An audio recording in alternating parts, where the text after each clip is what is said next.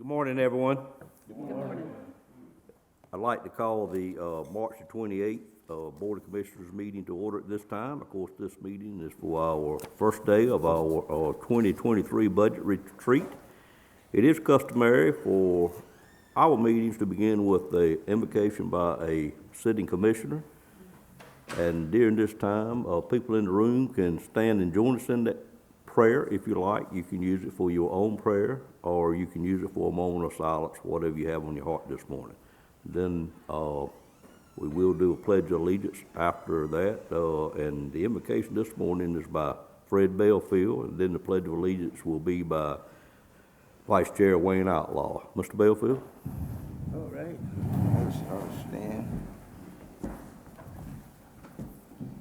Something good is going to happen to you. Happen to you.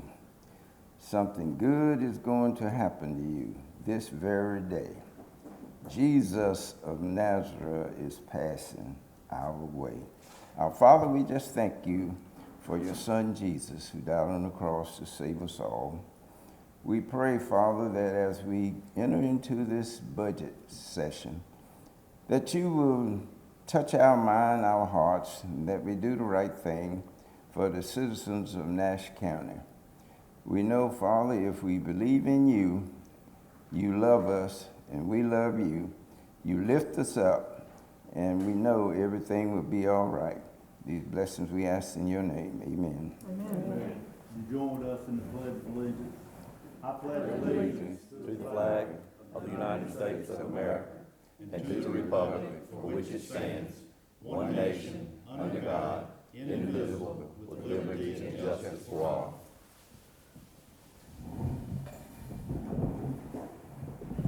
We're now on item number 4, and I'm going to turn it over to the Finance Director, Donna Wood, at this time. Okay, just real quickly, before we get started with the presentation, I want to give you a little overview of the setup of the notebook that we have. So the first 2 pages after the title page, it's another copy of the agenda. The 4th page in is actually a schedule and a table of contents. So that kind of gives you a general, it's what I would like to call a loose schedule. If things go faster or longer, we have flexibility in there, but that just gives you a way to kind of track what's happening during the day and who's going to be presenting next. So first on our agenda, we have a presentation by Davenport Public Finance. Ted Cole is a Senior Vice President with Davenport, and he's going to present discussion material for Nash County.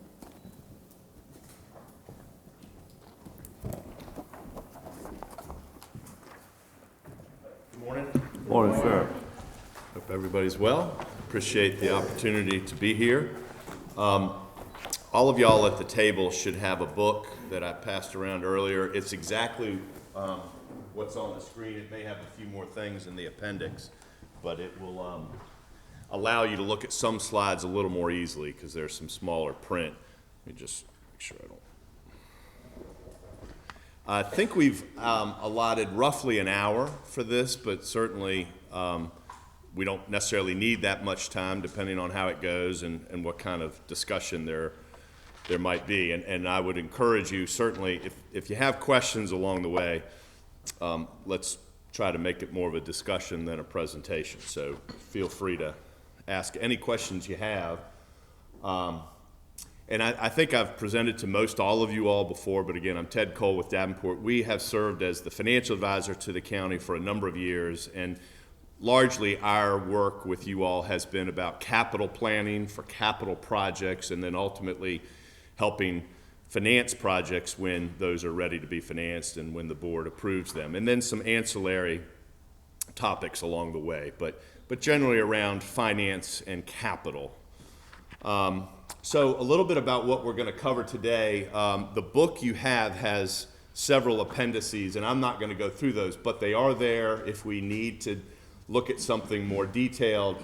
We're going to show you a couple of different scenarios ultimately about what your future going forward debt capacity and debt affordability is. That's kind of where we'll wrap up this discussion. And behind in the appendix is the detail for those scenarios. So I'm going to give you a summary, but we can We can look at the details if we need to. We also have the details of all of your existing debt, right? Each piece of debt, what it was issued for and when, what the payments are. We have a copy of your current financial policies, and there is an item on the agenda after this where Donna and I will talk about some potential enhancements to policies. And then finally, in Appendix D is the most recent rating reports that were published about Nash County by the rating agencies. Okay? What I'm going to cover specifically is an overview of your credit ratings and introduce some peers that we're going to compare you to, a couple of slides on fund balance, talk about existing debt, and then we'll wrap up with debt capacity and debt affordability going forward. Okay? Do you want me to pause for a minute, or? He's just trying to get the lights to be lowered. Okay. So that the screens can be seen a little better. Just sit tight for a minute. Yeah. Okay. Thank you.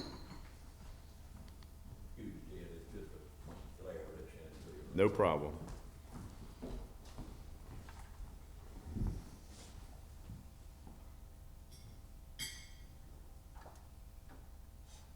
You take them all the way down, like that.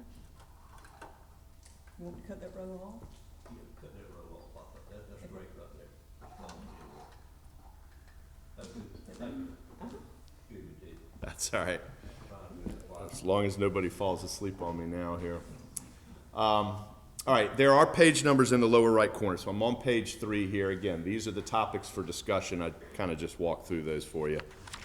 So I'm going to start with a discussion on bond ratings and introducing some peer comparatives. So on the left-hand side, bottom left, there are 3 national rating agencies. I'm on page 5. Moody's, Standard & Poor's, and Fitch. The 2 most commonly used are Moody's and Standard & Poor's. Nash County is rated by both. You're a AA2 from Moody's, a straight AA from S&P, so they have you on parity with one another. You're 2 notches away from the highest rating, bond rating, that any local government or state can achieve, which is AAA. And so that's always runs through our planning, is how do we make you a stronger AA or even set you up to continue to progress to a higher rating level. In the upper left, you'll see that for Moody's, the last time they published a report was in the summer of '21. That was a surveillance. The last time they rated bonds that were being issued was back in 2013. They last upgraded or changed the rating back in 2010, so that's when you achieved the AA2. And Moody's went through a pretty thorough rework of how they rate local governments last fall, and they reviewed every rating they had outstanding, and through that process, they affirmed the AA2 rating. So it's pretty fresh in their books at the AA2. S&P last published in May of '22, and they also upgraded the county in May of '22. So the S&P rating is relatively new at that level. So very solid current credit ratings. This all plays into debt, capacity, and affordability. The correlation would be the higher your rating, the lower your borrowing costs, and all things being equal, you can afford things a little bit more easily than if you had a lower rating. On the right is a summary of some comparisons we're going to show you. The top section on the right are counties nationally, across the country, rated by Moody's at AA1, which is the rating category right above you, AA2. There's 214 counties nationally, one of which is Nash County, and then the rating level right below you. So we kind of cover 3 rating categories: your current rating, 1 above, 1 below. There's about 500 counties that fall into those categories nationally. And then a little more maybe relevant or of interest is within North Carolina, same setup, AA1 counties, there's 12, AA2, one of which is y'all, there's 21, AA3, the level below you, there's 9. So in those groups, there'll be a total of 42 counties that show up in the comparison, and you can see each category and who's in there. And so we would call those your rating peers, okay? How would those ratings fit in right now? Will Fed keep raising the interest rates? You know, it does, the raising of interest rates, I guess, cuts both ways, right? In some respects, it is certainly helping you earn more money on your interest today than you had in prior years. So interest earnings are good, but also the cost of borrowing is higher, right? So if you're going out for debt today compared to a year ago, it's going to be a higher interest rate. And then more fundamentally, maybe it's talking about economic growth. And what the Fed's doing by raising these rates is trying to slow things down. Their goal is to bring inflation down, right, to cool things off, so to speak. And they have a target of 2% inflation. Well, we're well above it.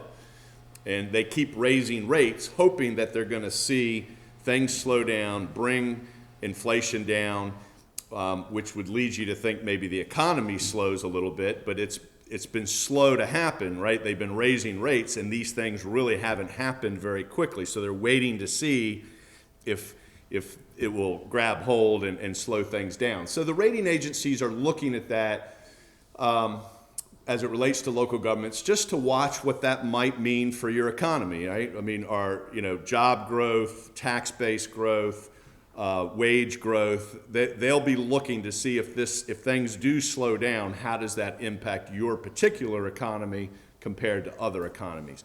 Generally speaking, North Carolina is doing really, really well. I mean, there's a lot of growth going on, not only from just sort of natural growth, but I think in migration. And the greater, I'll call it the greater Wake County, Raleigh MSA has been doing well. Obviously, you all participate in that. You might technically, I think, be in the Rocky Mount, Nash MSA or something along those lines, but you're obviously influenced by what's going on to the west. And with connectivity, you stand to gain if that economy grows. So they're watching it to make sure that they don't see a significant drop-off in growth and productivity. And you'll see if you look at page 6, it gets to, I think, part of what you're asking. It's the way that rating agencies rate local governments. And I'll focus on Moody's on the top left. Economy is 30% of their rating. They're very data-driven. They look at audits, they look at budgets, they look at census.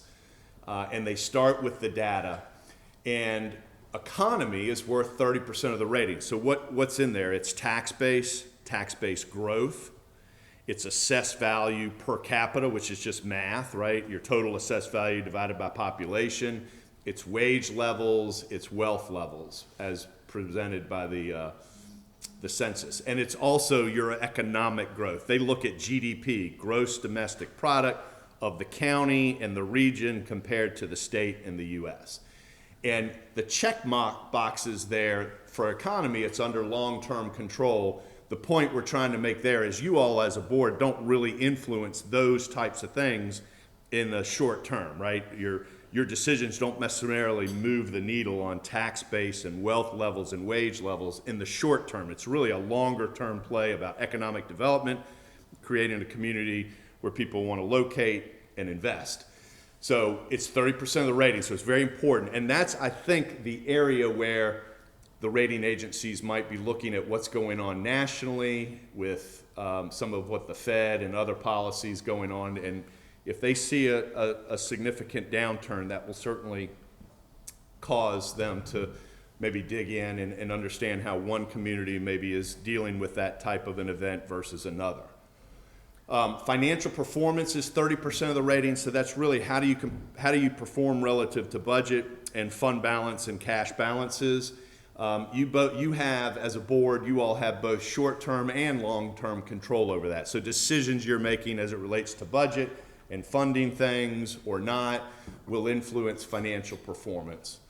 Institutional framework is worth 10% of the rating. You get a very good score there because you're North Carolina County, and the rating agencies view North Carolina as a good government state. You have a lot of control over your budgets relative to other states where they have, other considerations, union contracts, things of that nature where they don't have quite as much control. So That's a plus for a North Carolina county. And then finally, leverage.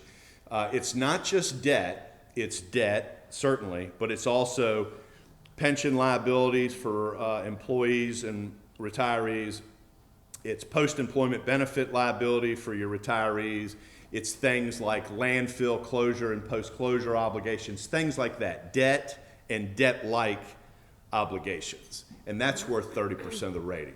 So that gives you an idea of the weighting for the things they look at and how it folds into your bond rating. And again, Moody's just reviewed the county very thoroughly in the fall and affirmed through this process the AA2 rating. S&P gets to about the same place. They got a few more moving parts to it, but it's a very similar process. Okay? Am I assuming wrong here that interest rates is going to be high for borrowing, but savings you're going to be paid more in this situation? Can they offset each other? It is happening as we speak, yes. The borrowing rates are higher. Now, keep in mind, that's usually for a longer term, right? You're locking in that borrowing rate for 10, 15, or 20 years, depending on the project. Your investment rates are higher, so you are earning more money on your investments, but those are usually short-term investments. So they are offsetting in one respect. They're both higher, but usually when you're going into debt, you're locking in a longer rate for the term, whereas investments are shorter term by nature and by statute, so they will fluctuate as time goes. So while they are matched to some extent, one of them with debt is a longer term rate that you'll live with because of the debt, the nature of the debt, and the other is a shorter term investment earnings that is apt to change because you can only lock in your investments for so long. You need that liquidity. What's the shortest? About 5 years? Locking in. In terms of investments, well, what a lot of local governments do is have a significant part of their investments in money markets. The state has a very good program called the North Carolina Capital Management Trust, which is a money market. You can get your money out of it every day if you need it, and it's currently paying around, don't hold me to it exactly, maybe just under 5%, maybe like a 4.8% earnings rate. A year and a half ago, that was close to zero. So what the Fed has been doing with those short-term rate adjustments, those investment vehicles like that are going higher. You can invest some of that money a little bit longer. In doing that, you just got to make sure that you don't need it sooner. We really would not want you to buy a 5-year treasury, for example, if you knew you had to sell it before it matured, because you don't know whether, when the time came to sell it, whether you would be at taking a profit or a loss. So usually with local government funds like that, if you wanted to invest some of it a little longer out, I think the first question is, can you live without that money for that period of time, be it 3 years or 5 years or what have you? But there would be a way, if you were comfortable doing that, to lock in the earnings rate a little bit longer than what the overnight funds are. Okay? Page 7 just gives you a picture of the cover page of the last report that Moody's published in the summer of 21. The right-hand side are kind of the key takeaways from their report. The full report's in the back. It's like 4 or 5 pages. And you can kind of read for yourself. You know, AA2 rating is equivalent to the median rating for U.S. counties. That means essentially half the U.S. counties that are rated, half of them are higher than AA2 and half of them are lower. So it's not necessarily the average, but it's the median. Notable credit factors include robust financial position. That's really getting to fund balances and reserves. Small debt burden, right? So you've not overused a debt vehicle for funding, and manageable pension liability. Also reflects substantial tax base and moderate wealth and income levels. And so you can kind of go down and read the other takeaways there. Okay?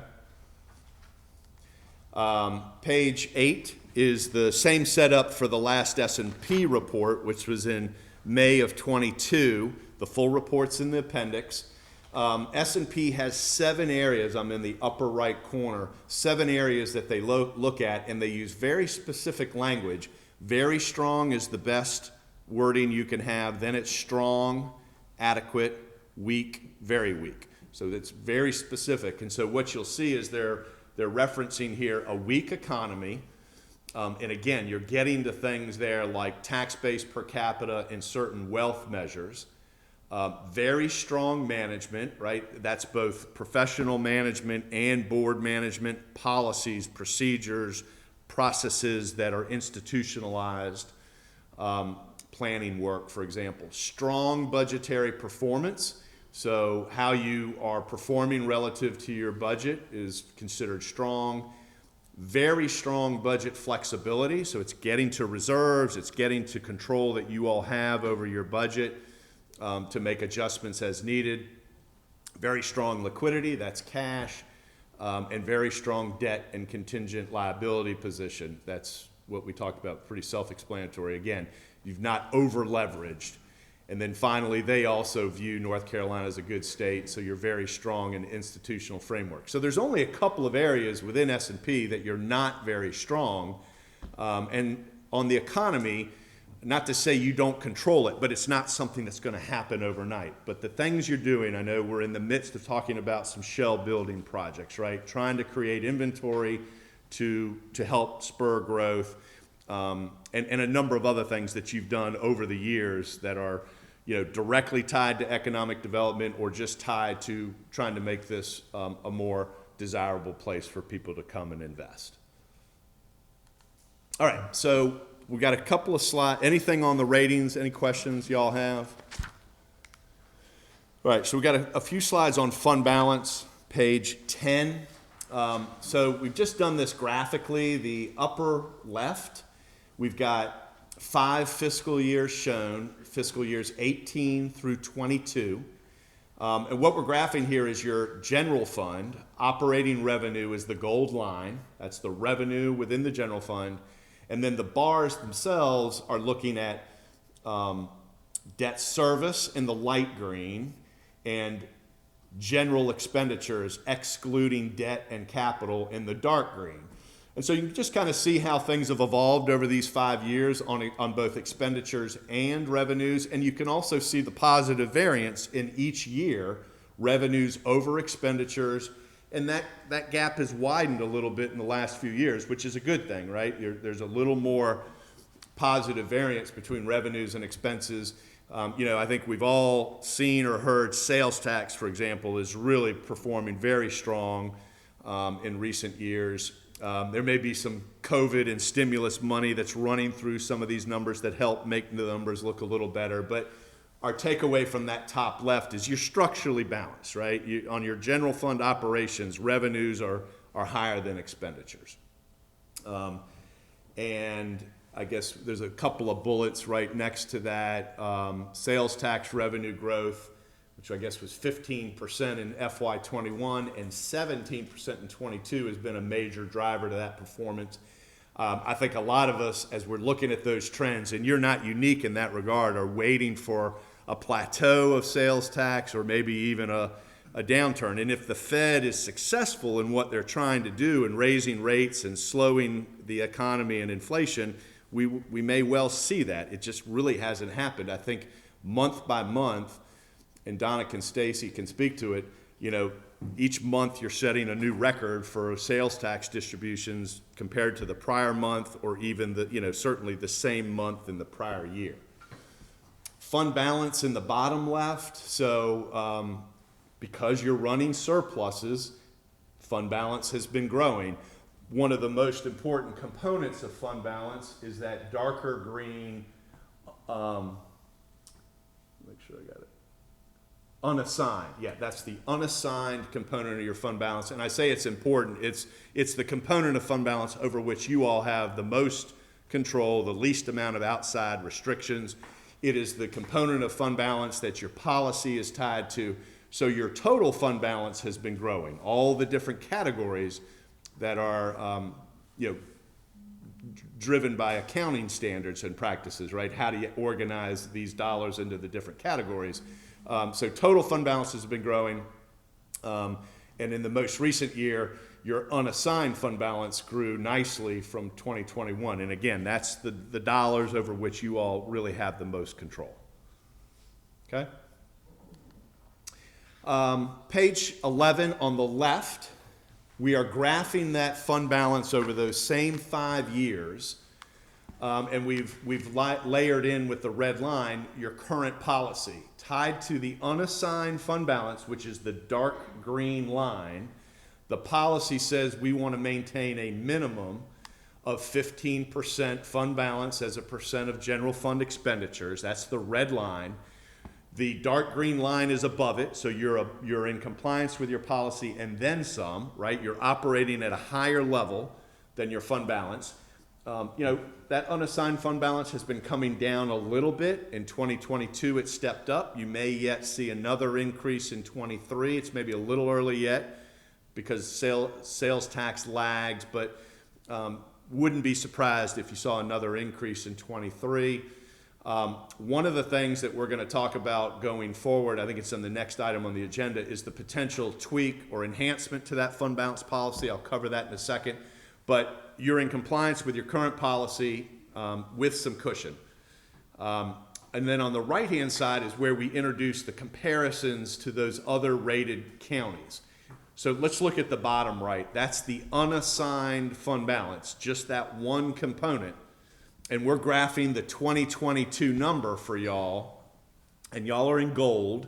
So your unassigned fund balance as a percent of revenues, which is how Moody's looks at it, is, I'm going to ballpark it, it's about 25, 27%, right? Your policy's 15, you're operating at 25 or 27%. That's that, I don't think it works on the screen, that's that gold bar. And then the lighter green are the national counties, AA1, AA2, AA3. The bar is the midpoint for each group. You're a tad below the medians there, but very much in the range. And then the dark green are your North Carolina rated counties, AA1, AA2, AA3. And you'll see y'all are really right on top of the medians for the AA1s and AA2s. You're right on top of those green bars. And the blue line is telling you the min and the max for each group. So you can see within the North Carolina AA2s, which is y'all's rating, the median, let's call it, is 25%. It's the second bar from the bottom. That's about 25%. Half are higher, half is lower.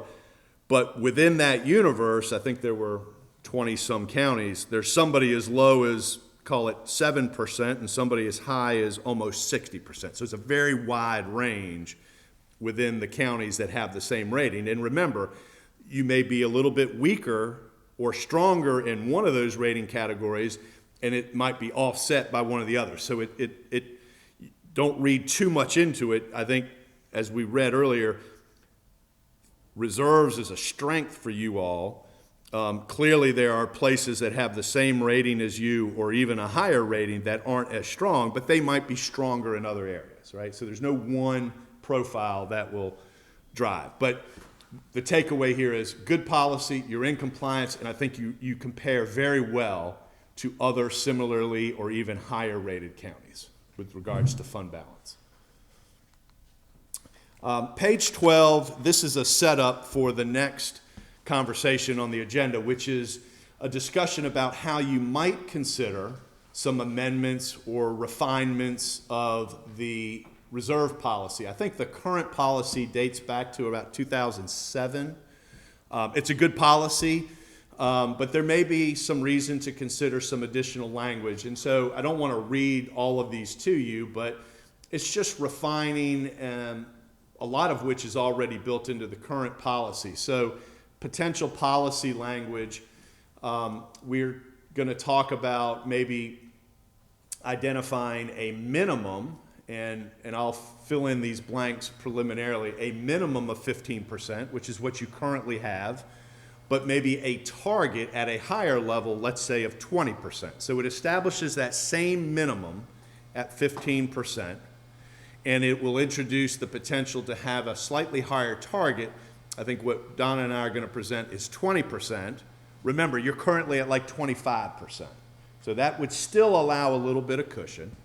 This is just for y'all's consideration. And then the drawdowns, the potential use of it. The language that we've suggested is, fund balance percentages in excess of that 20%. That's potentially the higher target, right? Not the minimum, but the target. It just says if there are dollars above that 20% target, that they may be drawn down for non-reoccurring expenditures such as capital projects. Doesn't mean they have to. You could still operate at 25 or 30% if you choose to, but it just puts in writing that if there are dollars above that target, ideally they're used for non-reoccurring expenditures like capital. But in essence, the fund balance, any amount of it, may be drawn down for any legal purpose that you all determine is appropriate, whether it's an emergency situation where you need to cover expenses, or maybe it's an opportunity to take advantage of something like a land purchase or something else. That is completely at y'all's discretion, and the policy anticipates that that may be the case, right? I mean, the reserves are there for a reason. Sometimes they're called a rainy day fund. So it states that. And then at the very bottom, it talks about if you were to draw it down, and we've included here the language, if you were to draw it down below that target, which in my example is 20%. So you knowingly pull it down because something is going on that you want to address, emergency, opportunity, whatever. You pull it down, and if you are below that target for 2 consecutive fiscal years, right? The first year may be an anomaly. It might be just a tad below for some accounting measurement. But if you're under it for 2 consecutive years, what the policy could say is that you will establish a plan as a board, or the then sitting board, to rebuild the reserves back to the target policy within 24 months. So it gives you some time. One, it gives you 2 years to measure and understand what's going on if you do indeed fall below the target, and then it gives you 2 budgets essentially to deal with it. And it doesn't get more prescribed than that, where we talked about saying, well, you got to make up half of it in the first year and half of it in the second year. We thought it better to just be a little more broad with the language and give you some latitude.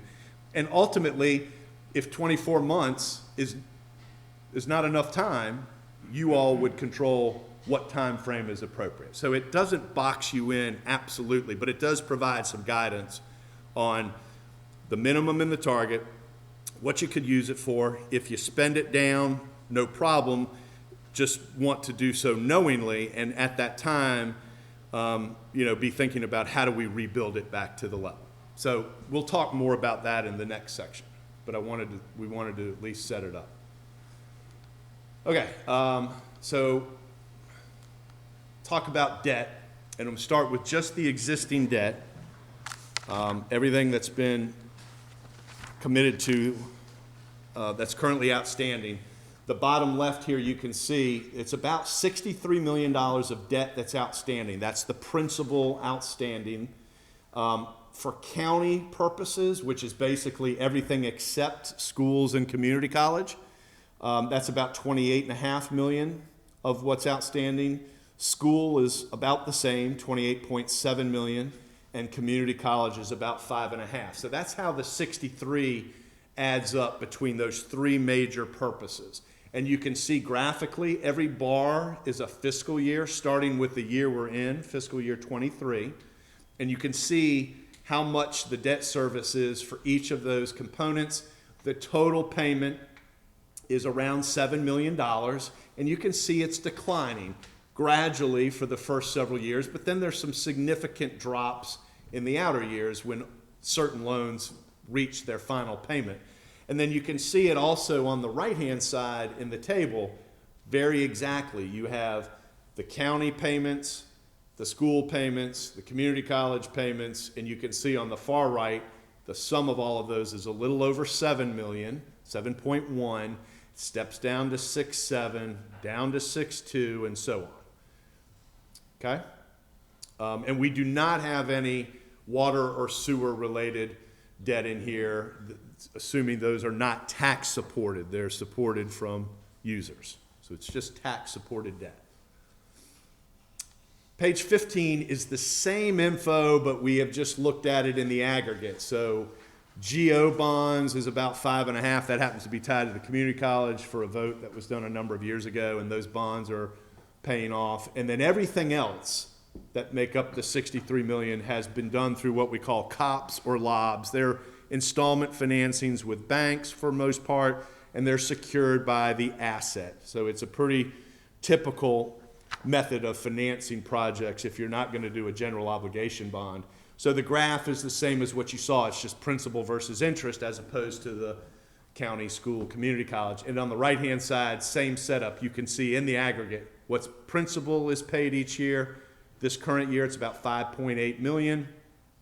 Interest that's due is about 1.2, and you get to the same $7.1 million payment in fiscal 23 that you are paying from current year revenues. And we're going to talk a little more about that. That far right column that says 10-year payout ratio, it's measured in percentage. A higher percentage is better, and what it's measuring is of that $63 million of principal that's outstanding, just the principal, how much of that will be repaid in the next 10 years according to that schedule. And what it's telling you is 10 years from now, the debt that's on the books today, 80% of it will have been repaid according to the debt payment schedule. Higher is better. It means you're amortizing debt quickly. You're not backloading debt. And that's a very strong number. So one, we know from the rating agencies that you're, in their view, you haven't used debt excessively. You got a relatively low or moderate debt burden. And we know from this that when you have issued debt, you've set it up in a way that it's repaying quickly, which is good.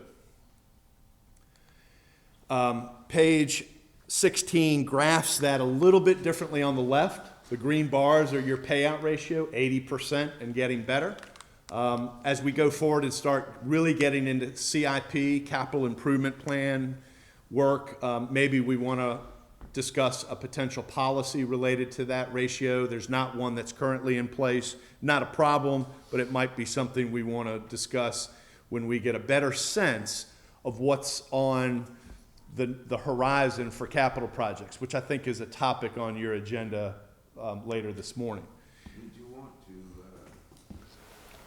pay, even though you're looking at it from a 10-year payout, would you take a look at it along the way and say, well, we can do it, reach this plateau sooner than 10 years? Would you do it? Would it be an advantage to do that or use that money somewhere else? Well, I think a sort of answer to some extent is it depends, right? I mean, but let me try to clarify. If you get to the point where you want to borrow money for some project, new debt, for example, I think at that point we would discuss, all right, well, what are we funding and how long do you expect it to be in use? And should it be a 10-year loan or a 15-year loan or a 20-year loan, right? Depending on the useful life of the asset. But you can always decide to pay something off more quickly. It's just a question of, what are the impacts on your budget? Can you afford to pay it off in 10 years rather than 15 or 20? And that may depend on the project and the time that discussion is having. If the money is not there, there's competing interests, right, in other parts of your budget. On the one hand, paying off debt more quickly is generally positive, but on the other hand, depending on what your capital needs are, paying something off too quickly at the expense of being able to do other things that are important to you is a balance, right? And I think that's why making those decisions and policies and approving debt, it's important not just to know what that one project is all about, but what else is coming at you in the next 3 to 5 years so that you can make an informed decision about that borrowing or that project and take into account at least what's likely to be asked of you going forward. And that's where the whole capital planning effort really, I think, becomes valuable. What I'll tell you is, from this perspective, you're very strong. You can see the comparison is really good. Higher is better for this ratio. You want your bar further to the right. So, you know, if you went out and did a 20-year loan today, that loan by itself would have a 50% payout, right? So in the aggregate of your 63 million, you're at 80%. The moment you do a new loan for 20 years, that loan by itself will have a 50% payout, so it's going to pull the average down. How much it pulls it down is a question of how big that loan might be, right? So we know as we start talking about capital, particularly for longer term assets, that this 80% is going to come down. But a typical policy might be a minimum of 50 to 60%, not to fall below that. So at 80%, you got room for it to come down, and you can see that by the comparisons. Those blue lines, there are counties that have the same rating or better than you that have payout ratios in the 30 to 40%. Again, they may be offsetting that with strengths elsewhere, right? But that in and of itself doesn't rise to the level of not allowing them to have that rating. All right, just with black consumers, can you tell us, in your opinion, what good debt is and bad debt is for a county? What good and bad? Good debt is for a county and what's bad debt for a county? Well, Just I like a consumer. guess the purpose of whatever debt you want to issue is, you know, it's not a cop-out. It's not for us to answer, right? If you think a new school is important, or a new courthouse, or an improvement, or a jail, or a library, that's for you all to decide, right? And so if that's the direction that you're giving staff or us to say, hey, we want to do this, this, and this, how do we do it? We're not going to weigh in and say, you really shouldn't build that. That's a bad project. That's not our place, right? But we can help you understand, hey, that level of debt is going to jeopardize your bond rating, or you know, it's very much in line with what we would expect to see, or the rating agencies would expect to see. So we can help give you some perspective on the level of debt, the repayment structure, and whether it rises to the level of being problematic for your credit rating. The term of the debt, you know, there are a number of local governments that utilize USDA funding, right? And that's going to give you the lowest payment, right? Because it's generally 30 or even 40 years. That's okay. I mean, that's your call, but you look at that and say, while it gives you the lowest payment, it also takes a very long time to amortize, and you're paying a lot of interest. If you could afford a higher payment and amortize that debt more quickly, that might be better, but it would be in your lap or your hands to say, understand, but affordability is important to us for this project. We want a lower payment. So good versus bad is kind of situational, right? It kind of depends. And I know that doesn't really answer maybe what you were asking specifically, but it really does depend. I mean, what you're gonna enter into in North Carolina because of the LGC is fixed rate debt, right? I think feel very strongly saying that's a good thing in most every case, as opposed to variable rate debt, where you are subject to have rates move with other outside forces. There's a place for that, but by and large, if you're funding a project that's a county or school project that you're going to have the use of for a number of years, fixed rate debt, I think, is viewed favorably at a lot of different levels. But whether you should do a project, how you want to fund it, over what term, it's a little more subjective. Okay? I'm on page 17. This is debt to assessed value. So it's that $63 million of debt, that's the principal, divided by your total assessed value, which is estimated at about $8.5 billion, right? Total tax base. And so when we do that math, you're at 0.77%. So you're under 1%. You can see that with the green bars on the left. Your debt to assessed value is 0.77% and declining. It's declining because you're paying debt off each year, but we've also assumed a 2% growth rate in your tax base. You have a policy that says we don't want to go above 2%. That's a good policy. It's a good number. It's relevant. You're below it, which is good. Lower is better. And you have cushion within that policy or that ratio to consider taking on more debt within reason, meaning there is capacity to take on more debt within this measure. Doesn't mean it's affordable, right? How you pay for it is a different question, but there is the capacity. And on the right, you can see the comparison. You're in the gold bar. Generally speaking, you want your bar further to the left. You're higher than the national counties. That's largely because when you get to a nationwide look, you have a number of states where counties don't have school debt on their books because there are independent school districts and they carry the debt. So the national comparisons aren't great here, but the North Carolina comparisons are apples to apples.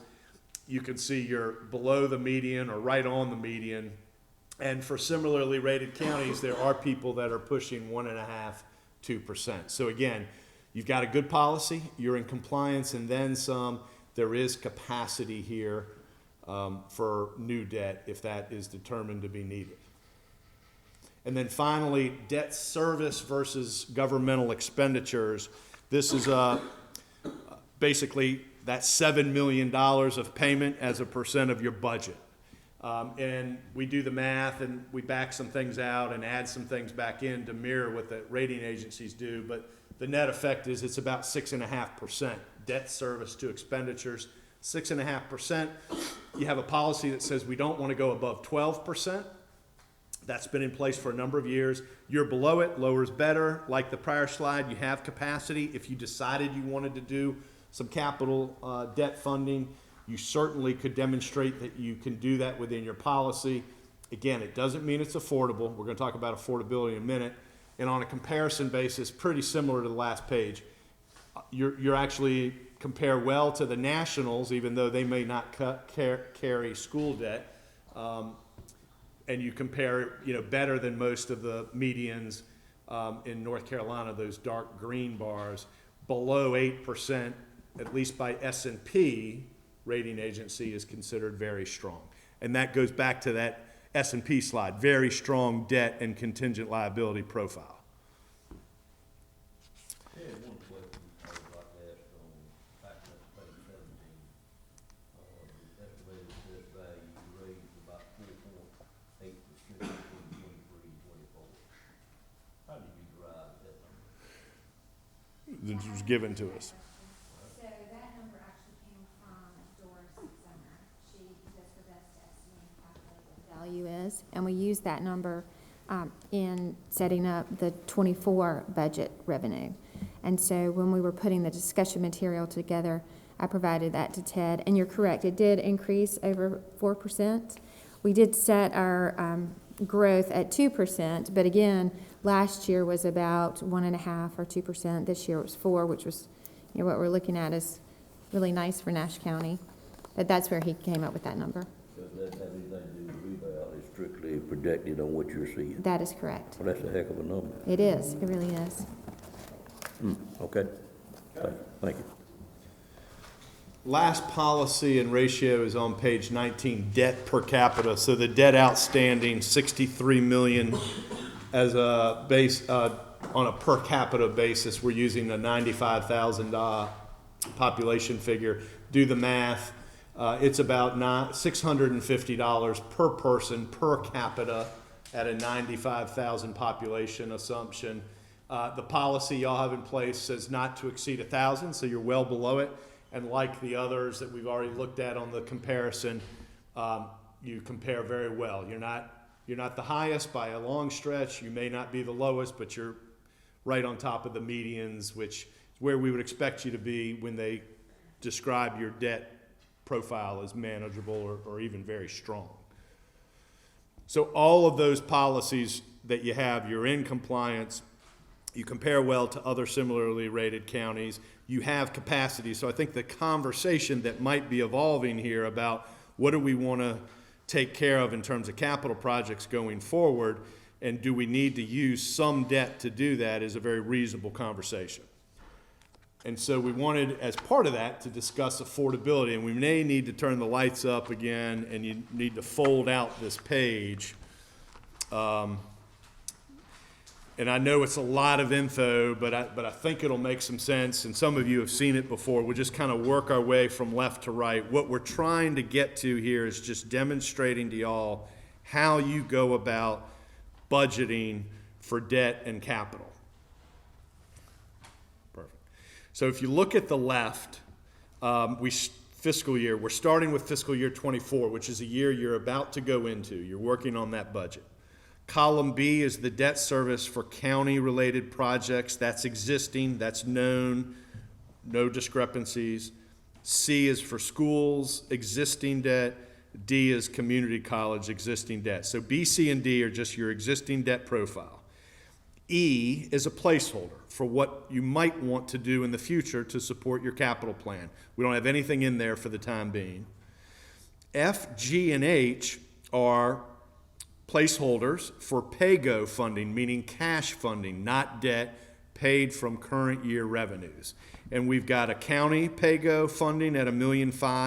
Currently, that's just held flat going forward.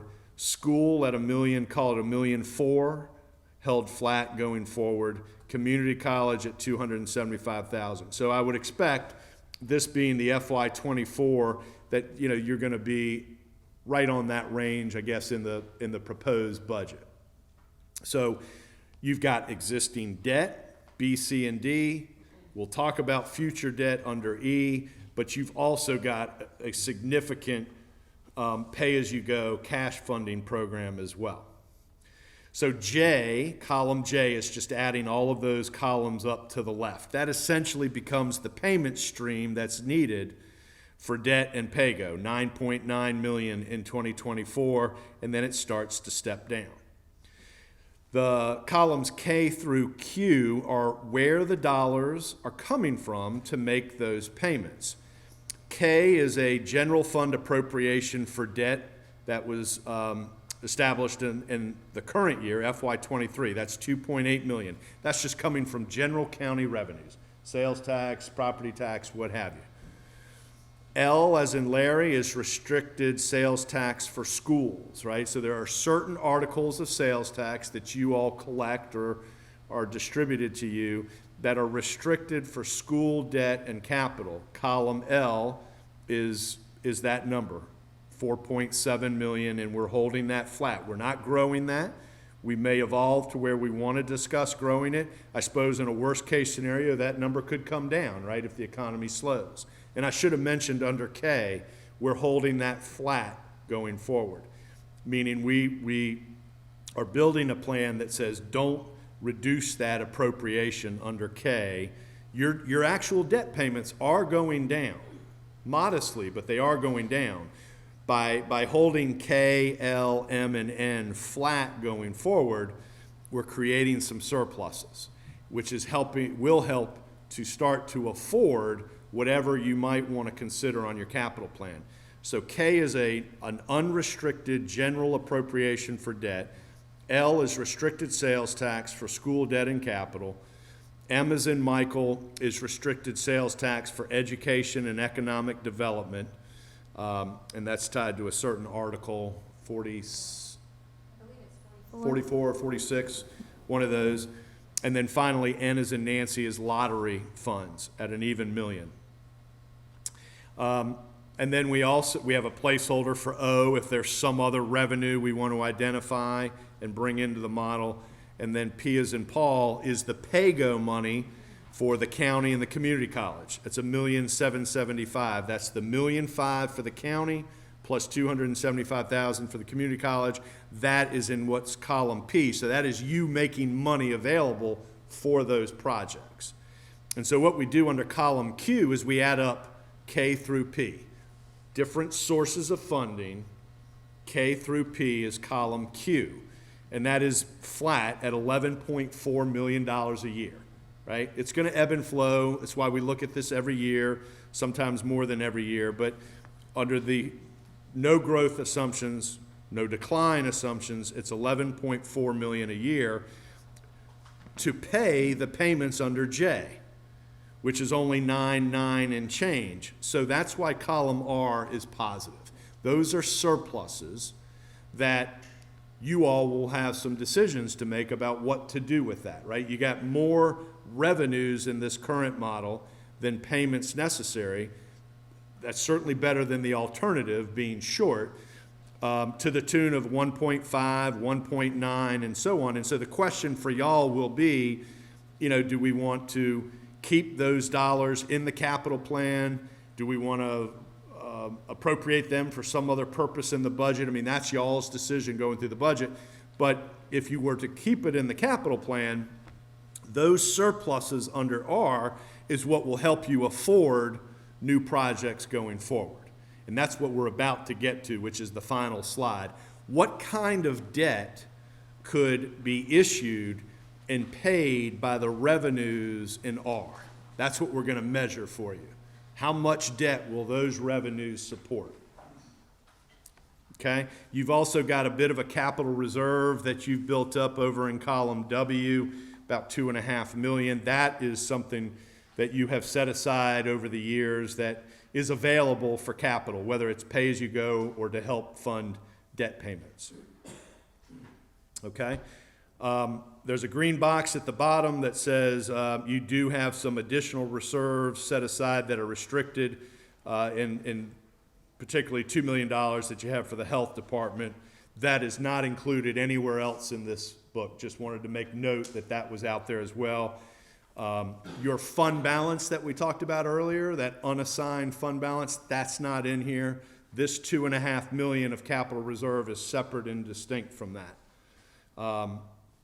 And the last thing I'll say is the bottom left, each penny on your tax rate generates about $850,000. But what we're about to show you is the dollars under R, which we're calling surpluses. If you budget the way we've shown, how much debt could those dollars support, which will be sort of the jumping off point, I think, for your capital projects discussion. The thing we need to be careful of when we get into the detail is that if those surpluses are being generated by restricted dollars for school, we got to be mindful that they can't be used to support non-school projects. So there's a point at which these surpluses are only going to, or some of them are only going to be good to support school capital because of the restrictions placed on those dollars by the state. And when we get into a real capital program where we look at specific projects, we're just going to be mindful of that. What I'm about to show you is generic, meaning it's how much debt those revenues will support, but it doesn't say how much for county versus schools. It's generic for the time being. Way that funds that's listed restricted can be transferred to do something else that's needed. I'm talking about capital improvement. Yeah, I mean, the dollars we've shown as being restricted, if you wanted to fund some other capital project, we would just need to measure, hey, is there enough of those restricted dollars to pay for that and make payments on your school debt service? So they can be used for capital, and that's what we're working towards, is to identify what are the capital projects that the schools might need or want. I think that's maybe an ongoing discussion. But and at the same time, what are the other non-school projects that people want to discuss or consider? And then this model will allow us to say, hey, those fit and they work or they don't. And part of that analysis will be, are we maximizing the use of those restricted dollars for school, and being certain that we're not paying for a non-school project with restricted dollars. So the analysis, I think, is moving in that direction about the best way to use those restricted dollars. All right, so final page is page 22, and we've run two cases. These are generic, as I said, we're not talking about any particular project. We're not talking about county versus school. It's just general Nash County in the aggregate. And case one is just simply saying, how much debt could we issue? And again, we're not advocating that you got to issue debt, but if the question were to arise, particularly when you start hearing about the projects, how much debt could we issue as quickly as possible within those revenues that we identified on the prior page? So in other words, without trying to pull in any new revenue, right? Now, we are assuming that those certain revenues continue every year, right? That they don't go up or down. We haven't assumed any growth or decline in those revenues, so that's important. But we also haven't assumed you bring in any new revenue to the model. So we're working within the confines of those surpluses on the prior page. I think it was column R. And then under case one, if you said, how much can we borrow and how quickly, you can see the annual column there. You could do approximately 31 million in the next fiscal year. And then there's really not any capacity until you get out to 2030 and beyond. But over this almost 9 or 10 year period, if the model holds, and again, it's going to change, it's going to be different, right? Sales tax is going to come in differently. But the way it's set up currently, there's about 63 million of debt that could be issued under that current model. And it's, if you wanted to front load it a little bit, you could get about 30 million in the first year, and then you're waiting until some of your existing debt pays down. And again, it assumes you don't put those surplus dollars somewhere else in your budget. It assumes that you keep it in the capital budget. The very bottom of case one, we revisit those policies. They're all okay. They all change, right? Because we're issuing more debt on top of what you have, but you're also paying down debt each year. They all change. They might go a little higher than where they are, but they're all within the confines of the policy. So from that perspective, I guess we would say it's doable, right? The capacity is there within those policies. And again, this is assuming that there's no new dollars put into the model, so I think you could maybe make the argument that it's affordable as long as those revenues that we've assumed stay in that range. And then case two is the exact same setup. We just sort of spread it out in more of an even every other year type mode, where you get to about the same place over the same time frame, about 65 million. And maybe this is a bit more realistic, just in terms of managing projects and designing and bidding projects. It may look a little more like case two. It may be a little more backloaded, which would only help you from a debt issuance perspective. So hopefully this gives you just a frame of reference, order of magnitude, when you start talking about capital projects at some point, what can we afford in this roughly 9 or 10 year period at a very high level? It's in the low to mid 60 million range, but not all at once. It's spread out over time. And we've assumed here 20-year debt. If you said, well, what are these numbers with 10-year debt? It's going to be less, right? Because the payment's higher. LGC is really not going to let you go longer than 20 year. Now, you could look at USDA if you chose to, and that would expand how much you could do because the payment's lower. So this is pretty baseline debt assumptions in terms of 20 years at 5%, which is a little higher than current market, probably closer to 3.75 or 4% today. We've used 5% just for planning purposes. And that's all I had in terms of slides to go through. Happy to answer any more questions. And I'm planning to stick around if there's something else to discuss on other topics that come back to this. On this slide right here, line number 19, is that principal plus interest? Yes. Thank you. Yeah.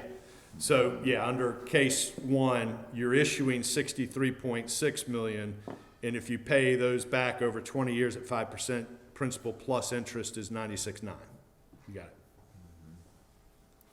Ted, you seem, may not intentionally, to not be totally in favor of USDA funding, but is it that, looked at, I think it is by us, is what that rate is at a given point in time, because sometimes we've had some ridiculously low rates from USDA that may make us go to 30 years. Sure, yeah, I mean, they can have very attractive rates, and what you're funding may be totally appropriate to pay back over 30 years. So I don't have a bias one way or the other. It's just, just every borrowing or every project, I think, need to assess if you do one versus the other, what are the implications on the longer term. And I don't know that we've ever done anything longer than 20 years, but I know we've looked at it quite a bit when that rate is extremely low. Just knowing it's not gonna be out there for so long. Other commissioners got questions? I wanna ask a few more.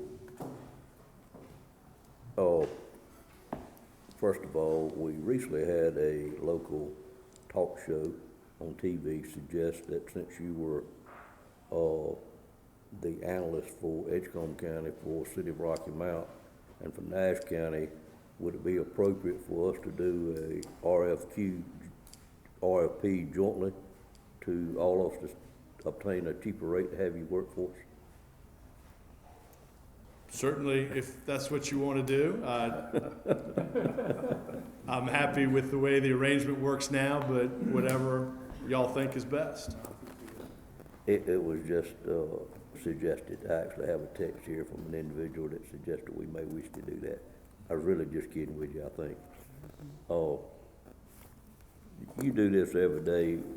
What is your projection on what we're looking at as it relates to interest rate and inflation, coming from Ted Cole? Well, we're not economists, and there are some very, very smart people that spend every day looking at the economy and trying to project what interest rates are going to do with a lot of money at risk, and there's not a consensus there. So I'd be foolish to say this is what I think is going to happen. I think what's going to happen is rates are going to continue to move like this because people are trying to read in what the Fed is saying and not saying, and does that mean they're going to keep raising rates, or they're going to pause, or they're going to start to lower rates? Then you throw in a totally unexpected dynamic of the banks, and that will move the market to safer territory, which pushes rates higher, pushes rates lower. Then you've got Ukraine and whatever else might be going. So there is so much going into the psyche of the market, and a lot of really smart people with a lot of money at risk that don't seem to be able to agree. So I think rates will continue to be volatile. You're borrowing at 4% right now. I mean, compared to 2 years ago, that's high, but over the longer term, that's pretty attractive long-term money. So I guess it's also a little bit about perspective, whether that's a favorable borrowing environment or not. I don't know where rates are going to go. We would have been wrong most times if we've ever tried to predict it. And the economists, that's one thing that has bothered me, and I've asked a lot of economists about it. Inflation. Once people are employed, you got a pretty good low unemployment rate, inflation jump. And then the retailers and wholesalers up their prices. So then the Fed comes in and says, now we got to knock this inflation down. And when it's coming down, when inflation comes down, your employment goes up, unemployment goes up. You had one big company, Walmart, just said here last week, we're going to lay off 10,000. That's just the beginning. Understand, and you've heard some of the bigger quote-unquote tech businesses are So laying. the economists don't know what to do. They're just speculating. And that's my conclusion in talking with some. I've seen some of the best ones that I have talked with. And they just don't agree. I had one to tell me that inflation was good. He's a professor in one of the universities here in this country. It's good to have inflation. I asked him why. He said, well, people are working and spending their money rather than government taking care of them. So they really don't have an answer, in my opinion, because I've tried to find one in talking with them, and I can't find it, and they don't know either. I think there are a lot of answers that are conflicting with one another. And I guess from where we sit with local governments, if the time has come that you need to fund X, Y, Z, whatever it might be, and you say, this is what we want to do, and how do we do it, and what's the impact? That's the universe that we're dealing with. And saying, hey, you should wait a year because maybe it's going to be better. I don't know. Maybe the rate will be better, but maybe you've just increased the cost of your project by 20%. So it is sort of directed by the needs of the community and what you all decide is important and what you want to fund. And that's where our analysis starts, without trying to be, time the market or play interest rates, because just we're not able to do that. Don't know the information. Economists tell me that the Federal Reserve is the problem, and it ought to be done with Congress need to do away with it. I wasn't there at the time when I heard him say that, but I tell you, my mind is pushing in that direction too now. That we don't need the Federal Reserve.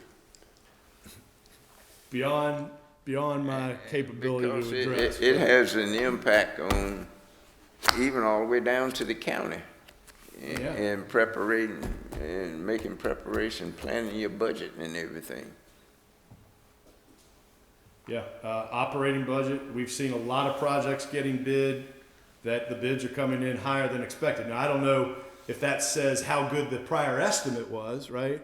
Or, but the general consensus seems to be contractors are very, very busy, and bids are coming in higher than expected, and fewer people bidding, this, that, and the other. And I think that's just part of what's influencing what local governments are willing to do on their capital plan.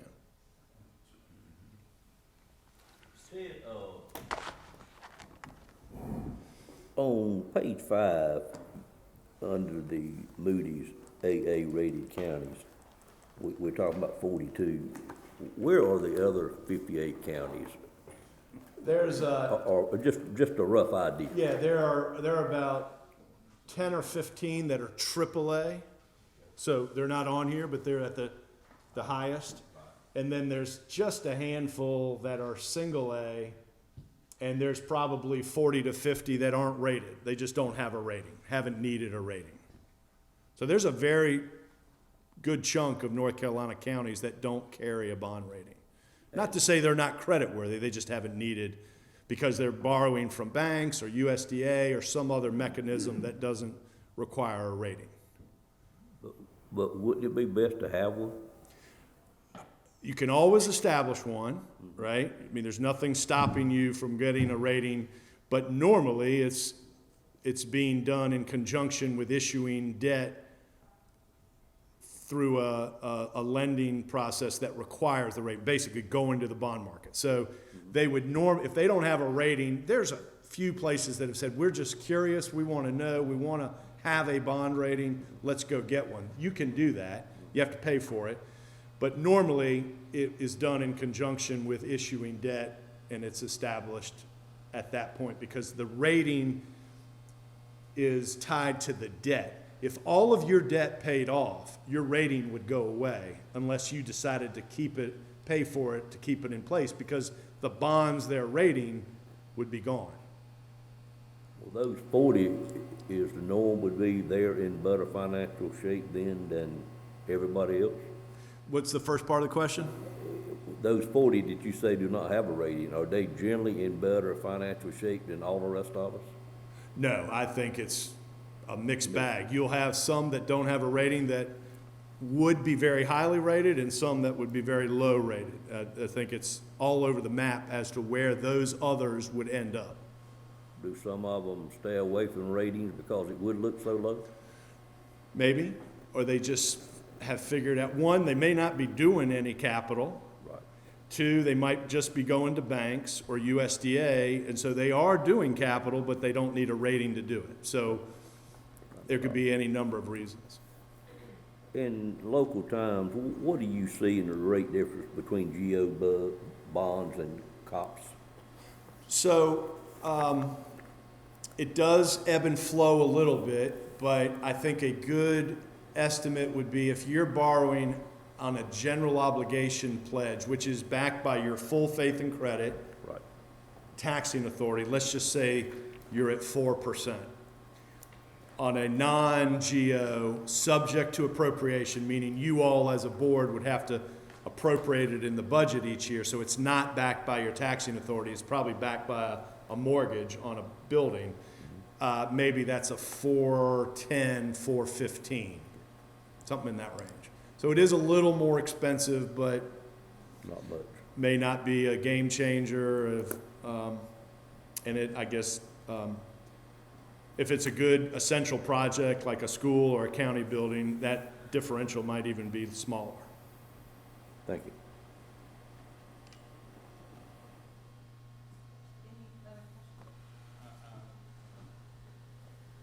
Anyway, our rating of AA2, I guess, but I conclude that we're in the best position as far as not necessarily outweighing the benefits of trying to get to be a AA1.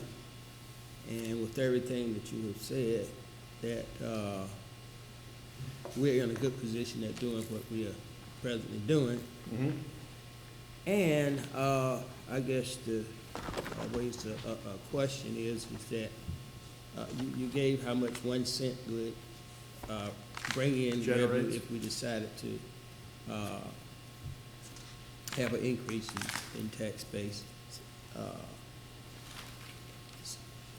Just scenario, if that would happen, say that we wanted to not necessarily build any more debt, but more or less increase our reserves so that we can do some other things, how would that affect our tax rate, our rating? Increase reserves? To increase reserves, Yeah. yeah.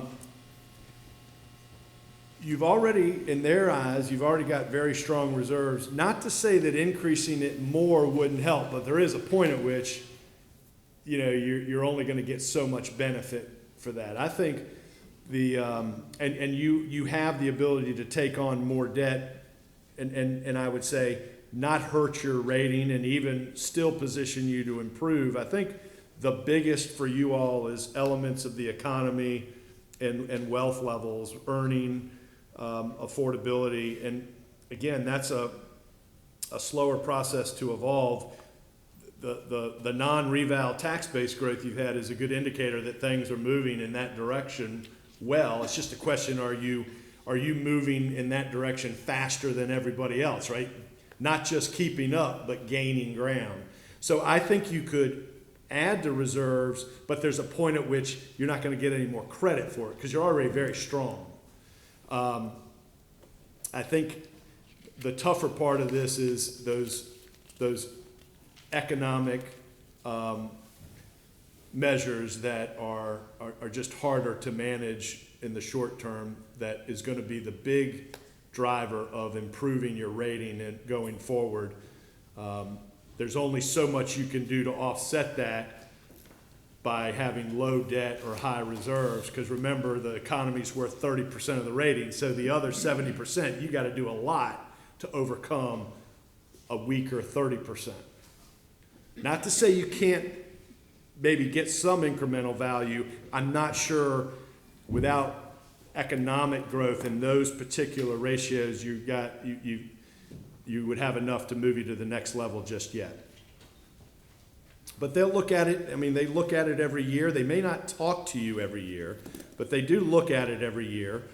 And, but to improve your rating, it's not just about maintaining or keeping up with everybody else. It's about keeping up and then some to move to that next level. We had spent a decent amount of time with staff when Moody's last fall was going through their rating change, and there's a couple of what we call scorecards with all the data. Let's say the Moody's has 20 pieces of data they look at. It's all in there, and you can see by each piece whether it's considered a strength for Nash County or a weakness, and we can always make that available again. That's quite a bit of detail, but it can help you understand, where are the real areas for improvement and how much improvement do we need to get to under any one of those areas to move to the next level. Talking about the economy and us being rated fairly low there, I can't help but think our increased emphasis on industrial recruitment should, if we're successful, help that considerably. But what else could we do to increase that line item of economy? So again, we're talking about things like pure tax base level, right? Growth in the tax base, that's the 8.5 billion number. Improving when you look at tax base on a per capita basis, so that's two different variables that are playing into that. Again, that's economic growth, industrial growth should be helping to raise the tax base. It's just a question of the people coming in, faster or slower than that growth. Some of the data is calculated and managed on an MSA basis, and that is difficult to manage. You technically fall in one MSA, but you're very close to a different MSA that is very different. They're very different MSAs. The Rocky Mount, I don't remember the exact term, versus the Raleigh-Cary MSA, or I think is what it is. And those are very different. But that's where, maybe it's not in the data, but that's where the story of Nash County really comes into play, right? And that making sure, and we do this when we talk to the rating agencies, that yes, the data is what the data is. We're not refuting or disputing that, but you've got to also understand, Mr. or Mrs. Analyst, kind of where we're situated geographically and all the different influences on our economy. We've got really good connectivity to all different parts of this region, and people that are commuting in different directions, and wealth levels and earning levels for Nash County may not be best measured through an MSA level measurement, but through some other more specific measurement to Nash County. And so we try hard to introduce those things and hope that they're willing to take them into consideration. But there is an element that they say, well, the MSA approach may not be perfect, but it's imperfect for everybody. We're not singling anyone out, so, that's where they start. But they are able to take other things into consideration, and that's, part of what we spent last year trying to do with that S&P rating, and they did move the rating higher. More of the story. Our sales tax revenue has increased. I guess for my benefit. What drives that sales tax? What's going to drive? I guess it's to some extent population growth, right? More people spending money in the county. Tourism. In some respects, higher prices drive sales tax, right? You're paying tax on a higher cost of good or service. State statute or the legislators have expanded the base upon which sales tax is levied in recent years or somewhat recent years, so that helps. Maybe just more opportunities to shop in county than out of county. So there's, I guess, a lot of things that play into it. Okay, well, I think according to our agenda, we're at a time to take a break, but I did just want to take a moment to thank the staff, Donna and Melanie, and all of our department heads that put together the materials for you all today, and Jonathan and Amber in communications that helped with the format. They really tried to work on a format that would be consistent so that it would be easier to follow, and I think they did a great job, and we've got a lot of information to present to you over the next day and a half. And Ted, thank you so much. It's always great when you're in a financially healthy county to look at the data that you've shared with us, and Ted is going to stay around through the break and maybe help tag team with Donna on the next item on the agenda, which is going back to that policy that Ted introduced. We just want to take a look at that and see if the board has an interest in considering making some modifications to that policy, just kind of strengthening that. But for now, we'll go ahead and take a break, and just let's try to get back in about 10 minutes or so we can keep moving on with the day. Thank you. We have Donna Wood, our finance officer, and Ted Cole. Donna said it's tab 1. Yes. So what's the tab 1? That's where we're actually talking about our reserve fund balance amendment. In the discussion with that Ted had on our existing reserve policy, I'd like for you all to take a look at that. So if you take his discussion material and turn to tab C, page 7.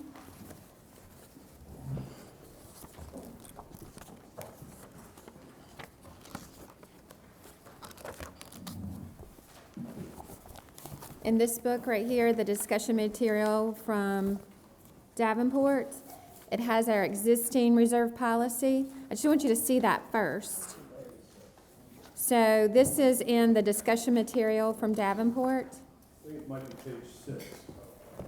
Oh, I'm sorry, page 6. Thank you. Back in appendix C, right?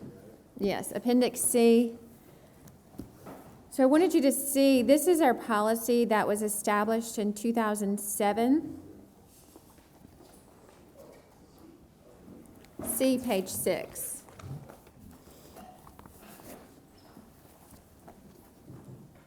And just to give you a general idea of what we're looking at amending to make our reserve policy stronger. So the number 1, the fund balance available for appropriation at the close of each fiscal year shall be no less than 15% of general fund expenditures. What we have considered in our conversation is to use the term unassigned, because available is a whole different definition by the Local Government Commission.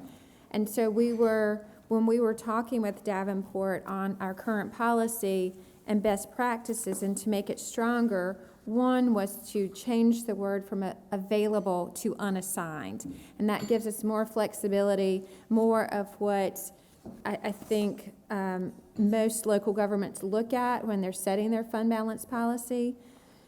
And not to change that minimum amount from 15%, but to leave that at 15%, but really change the terminology from available to unassigned to make it clearer in what we're looking at.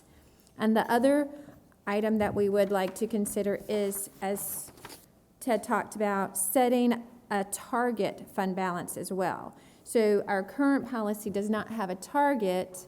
It has just a basic no less than 15%, which is basically our minimum, but it doesn't set a target for us either. So we'd like to use that as 20%. So if you switch back to the notebook, and this would be under section or tab number 1, we have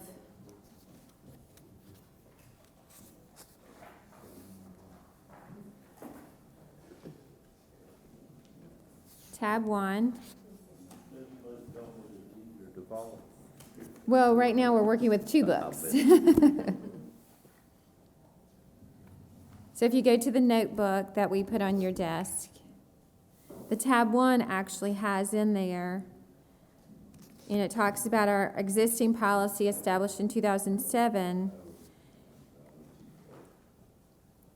And after discussions with Davenport, we would like for the board to consider adopting the amendment, the attached amendment to the reserve policy, which would have the clarification of unassigned fund balance minimum, which would remain at 15%, but call it unassigned fund balance minimum. This would be 15% of the general fund budget and a target unassigned balance equal to 20% of the general fund budget. So this is the primary change that we would have in there. And then also more clarification. So in the existing policy, we do talk about, we do talk about replenishing the reserve after 36 months. That's item number 3. But what this amended policy would do also sets up a replenishment after, if it falls below the target of 20%, we give ourselves 24 months to replenish it. So it's still, it still sets in place how we would replenish our fund balance if something happened. We feel like it's a stronger terminology, knowing exactly what we'd be looking at when we look at replenishing it, and give the opportunity to the board to set a policy or to set a plan of action of how we would actually replenish that.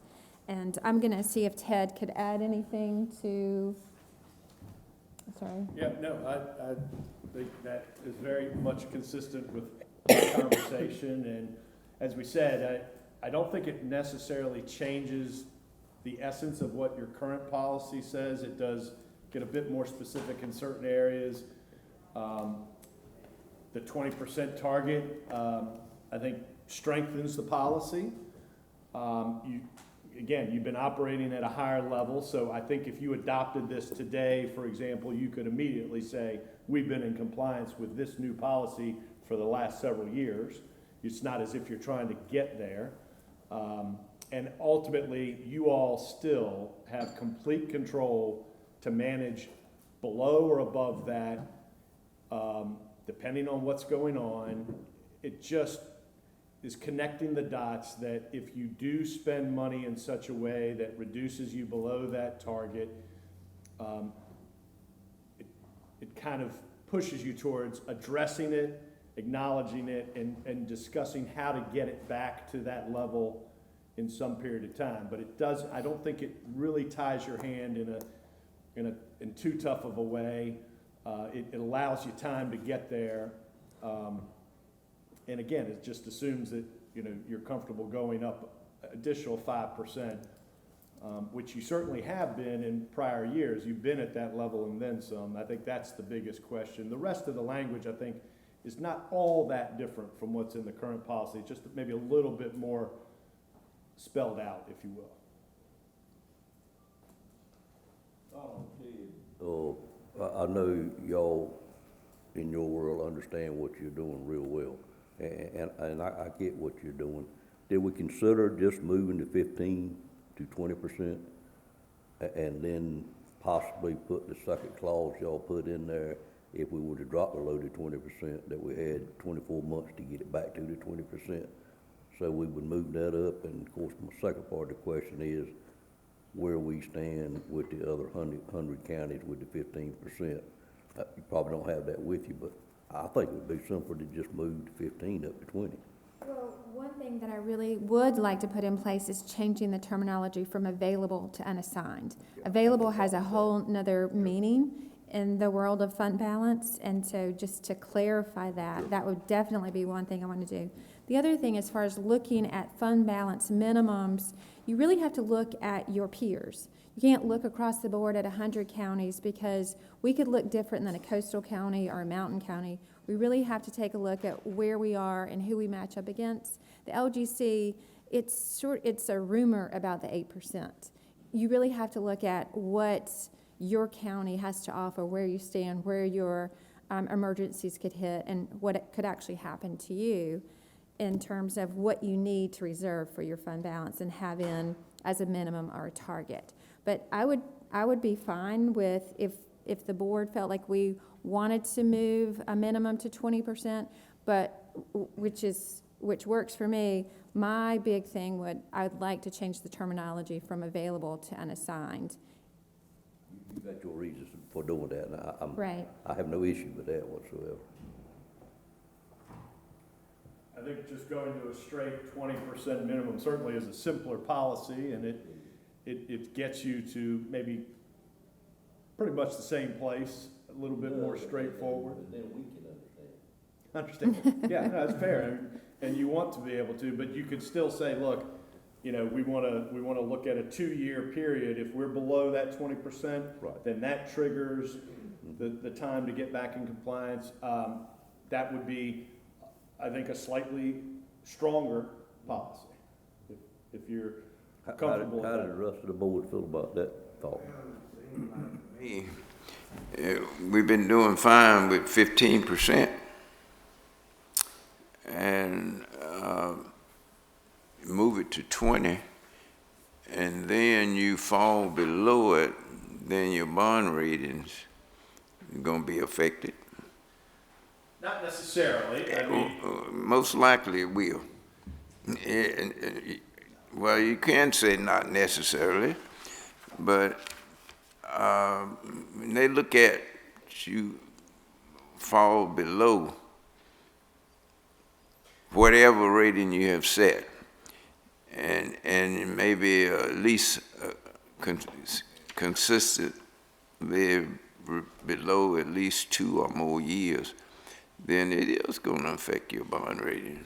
yeah, and I should clarify, I mean, if your fund balance goes lower, the way they do their analysis, yes, your score will be lower. Now, that doesn't mean it's enough to move the bond rating. So you're right. I mean, lower fund balance will create a lower score. It's just a question of whether that is enough to change the bond rating.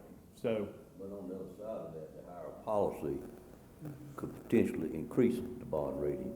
it strengthens the Yes. management and discussion, and, you know, gives them some comfort that it's just harder to spend those monies down. Not to say you can't, because there's nothing in here that says you can't spend it down to 10%. It just enforces some discipline. It tries to create some institutional, not knowledge, but institutionalizes the concept of strong reserves.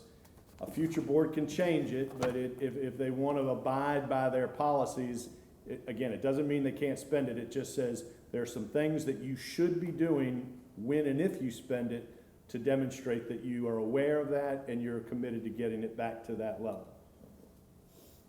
Have we been below 20% since floor?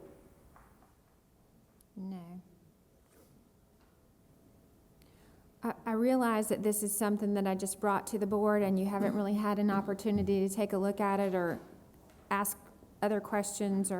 So what I could do, since this is just presented today, maybe at a later date, bring this back to the board for consideration after we have some opportunity to look at it, and email me, call me with questions. Do you have a problem with moving forward with it? Moving forward with, Today? no, not at all. I just don't know the pleasure of the board. Neither do I. I just don't, you're doing the same thing, but you're doing it in a manner in which lay people can understand what you're doing, rather than have that other layer of the 5% in there. Just go ahead and move it there, because you're trying to accomplish the same thing, and we don't get anywhere near the 20 anyway. So I just think it'd be simpler to move the 15 to the 18, and since long before my time on the Board of Commissioners, even in prior eras, have always been well above the 20%. So us on the board now, not knowing what future boards may be to get elected, we have an opportunity to hopefully carry that legend of operating in a very physical, sound way, or even beyond the time of this board. So I think it'd be an opportunity to do that. Even though the two things you're presenting, you end up the same place, it's just simpler. Would the board like us to bring back a rewritten for you all to address in a future meeting?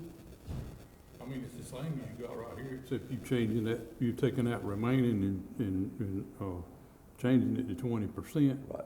And the rest of it the same. Yep. Am I right? With the change in available to unassigned fund balance. Right.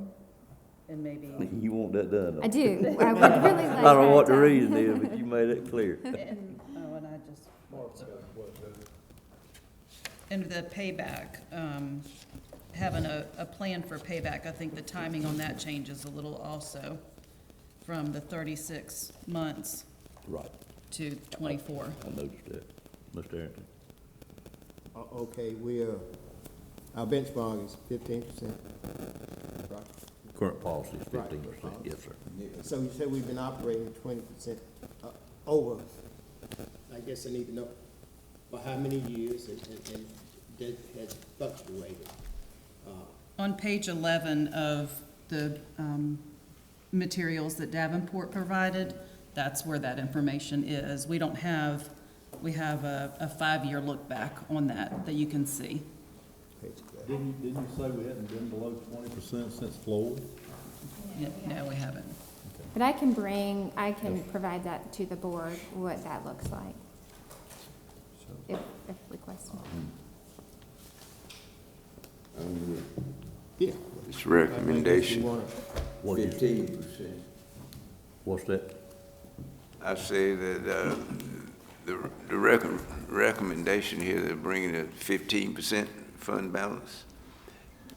Well, the recommendation is two-step. They're putting another layer in there to get it up to 20%. Well, I'm not for that. Okay. I'm against, keep it at 15. Well, does that mean you're not for stepping it up to 20 the way they're proposing to do it? No. All right, Let's stay like it is. let's stay like it is. Yes. Well, I don't know why we would do that, but you certainly have the right to your opinion. Mr. Chairman, I would ask that we go ahead and move forward and vote for the unassigned, if that's in proper order. Are we in a position to take the vote, or do you want to see more information? I thought the unassigned stood separate from the 20%. She's shaking her head, yes. We can do whatever the motion is, if you'd like to just move it forward with changing the terminology from unassigned fund balance at this point, and then other considerations on the minimum or at another date, we can. Okay, so you're talking about go ahead, Mr. Aaron. Well, Mr. Chairman, I hope we could do this at our next board meeting. We can. Like that, so we can have a better understanding of the That's a process and put, fair question. you know, Absolutely. all our little data, exactly what percentage of that we actually have been Okay, operating. For a Okay. long period of time. we will provide that. Do you want to vote on your one thing Actually, if we can bring it back to the board at another date, rewritten, so the Okay. board can see it in full, Yeah. I can certainly do that. But okay with everybody? It's fine. Thank you. Go ahead. Okay. Thank you. Thank you again, Ted. We appreciate your help with us today. And we're going to go ahead and move on to the next item, which will be your tab number 2, in the green number 2 tab. If you'll lift that up, you'll see that we've got some major capital project updates from Patsy McGee and Jonathan Boone. And if you will, thank you, Patsy. That is Patsy.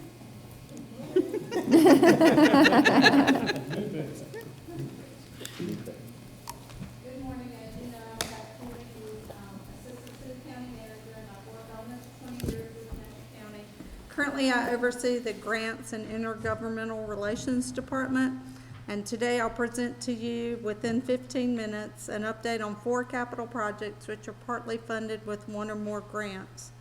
Then Jonathan Boone will update you on the other capital projects. The handout that you received includes my PowerPoint slides followed by Jonathan's slides. And the projects that I will cover in this order include high-speed internet, which will be my longest presentation, so don't get concerned, and that we're gonna go over 15 minutes, hopefully. Nash County Miracle Park at Coopers, Middlesex Corporate Center Phase 2, and Highway 97 Shell Building. So how important is high-speed internet? Some people say that expanding high-speed internet now is as important as expanding electricity was to the rural areas of the U.S. in the early to mid-1900s. So Nash County Commissioners have been making decisions for some time now to try to expand high-speed internet and get the last mile to the citizens and businesses for many reasons: economic development, education, quality of life, etc. And I believe the philosophy of the commissioners all along has been that because the private market has failed to adequately provide this service, which is so critical to the success of Nash County's citizens and businesses, that the public sector has had to take the initiative. In 2011, the General Assembly approved a local bill giving Nash County the authority to partner with a provider that would construct high-speed internet infrastructure in unserved and underserved areas of Nash County. The next year, the General Assembly expanded that authority to all counties. Sorry. As a result, Nash County proceeded to complete the requirements of the legislation and suggestions of the North Carolina Broadband Infrastructure Office. Then we issued a request for proposals twice, interviewed prospective providers, and entered into an agreement with Cloudwise for Phase 1 to test the fixed wireless technology in hard-to-serve areas. The technology worked, so we moved forward with Phase 2, with Cloudwise installing its network operations center and building fixed wireless infrastructure to serve mostly residential areas of Nash County. We are currently in Phase 3 with construction of more fixed wireless and fiber infrastructure. Phase 3 is slated to be complete in the fall or winter of 2023. This phase will cost Nash County $1,475,000 plus Cloudwise investment that includes $817,822.50 in a growing rural economies with access to technology or GREAT grant. To summarize, to date, in phases 1 through 3, Nash County, in partnership with Cloudwise, has resulted in $2,757,400 in county investment, $8.4 million in private investment by Cloudwise, including a large fiber build in and near Nashville that isn't technically part of the county project, and the GREAT Grant 1.0 from the state. Next, we expect to bring 2 contracts to the commissioners, one for Phase 4A and one for Phase 4B. Phase 4A is a GREAT grant with a total projected cost, and these numbers may be different than when this slide was prepared because this is currently evolving and we were in discussions about the final project.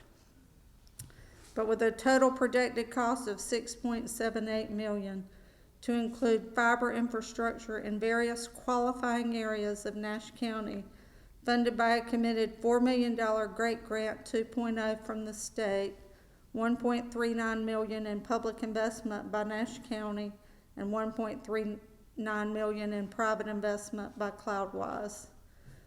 Phase 4B is a separate project that will occur along the same timeline, with a total projected cost of $5.85 million of fiber infrastructure to be funded by $3.1 million by Nash County, $2.75 million in investment by Cloudwise. Nash County plans to use its ARPA funds for $4.5 million in support for phases 4A and 4B. So please change the numbers on your PowerPoint slide that you have to show $12.63 million for Phase 4 and CloudWise putting in, at this point, 4.14 million. 4.14. That's as of yesterday in our design and discussions with Nico. So it's a dynamic project with ever-changing cost right now, but we are getting there. And throughout the process, we've had a high-speed internet committee that meets monthly with CloudWise to plan for the expansion of this very valuable resource. And this, we have a map that shows areas where we have already in phase 1, 2, and 3 deployed assets. And we will be having discussions again next week to finalize plans for the next network expansion. So would you like me to take questions on this project at this time, or just move on? Sure. Does anybody have questions about high-speed internet right now? Is it possible that you can get additional grants to tack on that it wouldn't cost the county pulling out of its budget? It is possible, and we are looking at the many grant resources that are available with CloudWise to see what we can qualify for and the timing of it. You know, with the ARPA funds, we only have until December to decide what our project is, and then we only have 2 years to complete construction after that. So we need to move forward with these projects, but on the back end, we're always looking at other grants and resources. I think the state legislature is taking a look at appropriating in the next physical biennial budget some money to help, especially in rural areas. Yes, sir, I think you're right about that. And we look forward to benefiting from that, hopefully. I have confidence that it'll pass. I haven't heard any major opposition against it, so they're going to put something in the budget specifically for high-speed internet, especially for rural areas that are underserved. That would be good for Nash County, for sure. Walk through the numbers on phase 4 one more time, please. Yes, sir. So phase 4A is the Great Grant Project.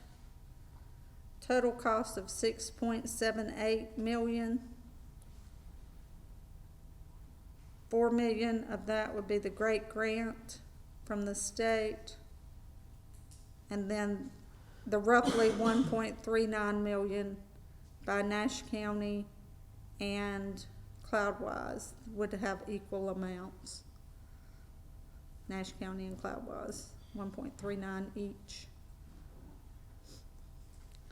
And then 4B, total cost of $5.85 million of fiber to be funded by $3.1 million by Nash County and $2.75 million by CloudWise. I'm sorry, that is not correct. 4.14 by CloudWise. I think that's right. 12.630 million is the total cost instead of 10. Did I hear that right? Let me go back. Go back through 4B is 5.85 million with 3.1 million by Nash County, 2.75 by CloudWise. what was the total for 4B? 5.85. I think I got on the wrong line a while And ago. 4A was 6.78 total, Correct. with 4.4 million Great Grant, 1.39 and 1.39 Nash and CloudWise, right? Correct. That's as proposed. Of course, the committee is meeting next week, and the priorities could change a little, the amounts could change a little. but that's what it is as of yesterday. And looking at certain areas to serve, And all of that totals to the 12.63. yes. So wouldn't that be, if you take the 12.63, you've got the 4 million great grant total, you've got the ARPA funds 4.5, and then you've got the 4.14 from Cloudwise, that gets you to the 12.63. Yes, Okay. roughly. Right. Actually, it's 12.64, I Exactly, believe. correct, yes. I Or got it. rounded figures. Yeah. I got it that time, thank you. So the committee will talk more, and I believe the state would like for us to be under contract with the Great Grant, I think by May 6th, so we expect to bring that to the commissioners, that contract in May, hopefully.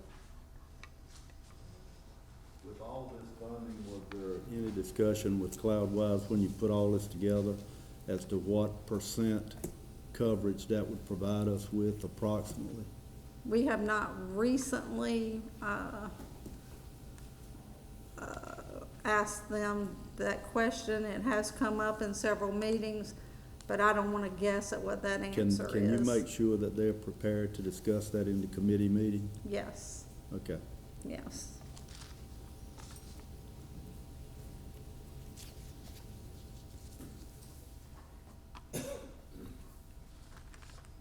As you recall, the last committee meeting, as the design was at that time, we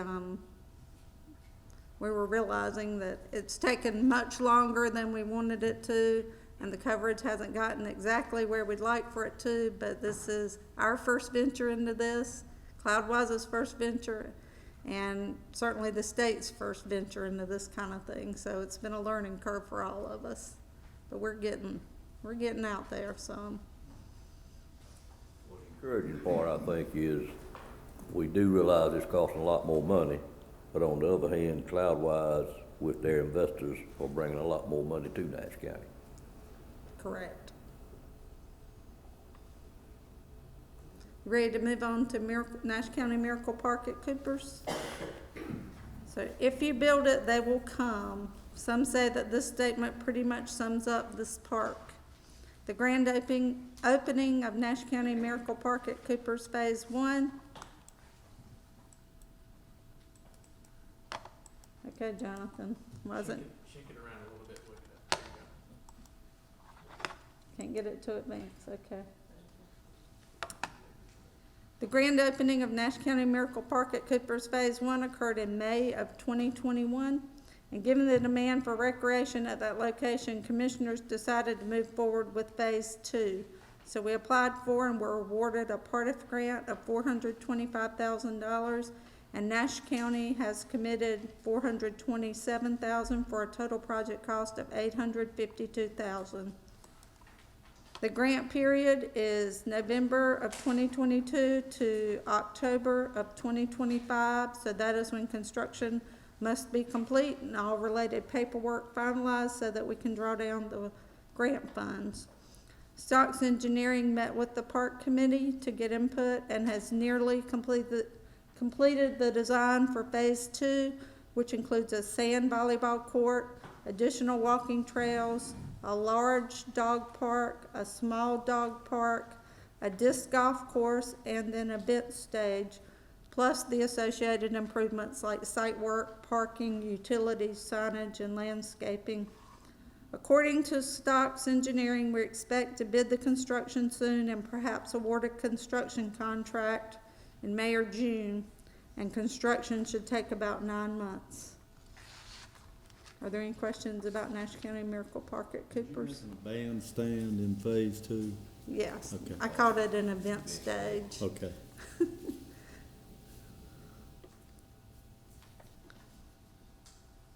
Okay. Middlesex Corporate Center, Phase 2, sewer, electric, and road. So many economic development professionals agree that infrastructure is the backbone to economic growth. To attract jobs and private investment to Middlesex Corporate Center, Nash County continues to make infrastructure improvements.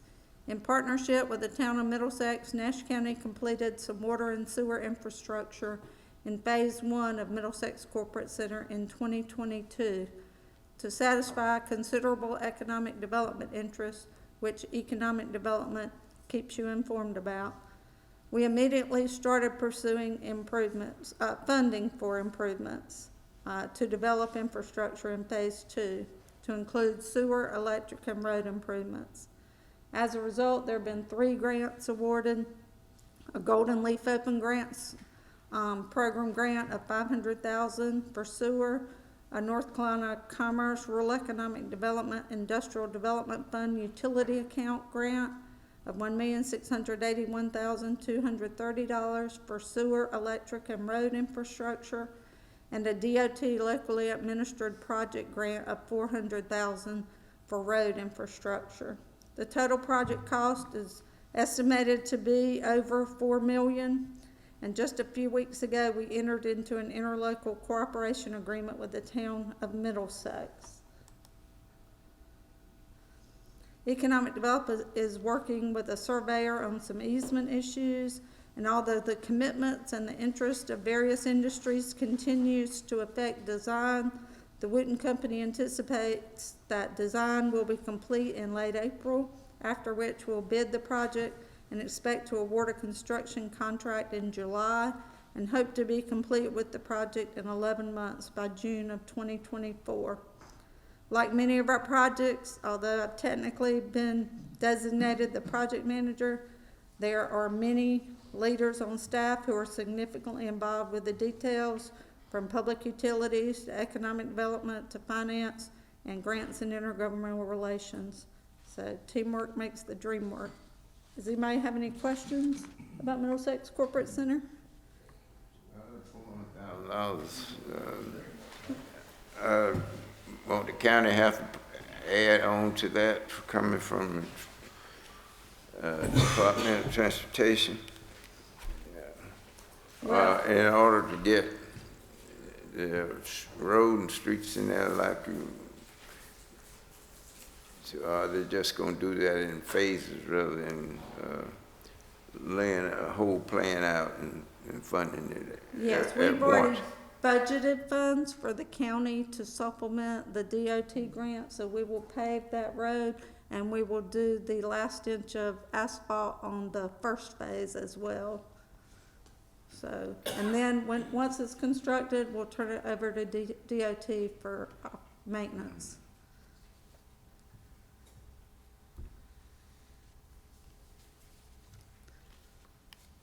Okay. Highway 97 shell building. So many economic development professionals also agree that if you don't have a product to offer, then you can't sell it. Companies are looking for buildings. So Nash County has owned the economic development site on NC Highway 97 east of I-95 since December of 2010.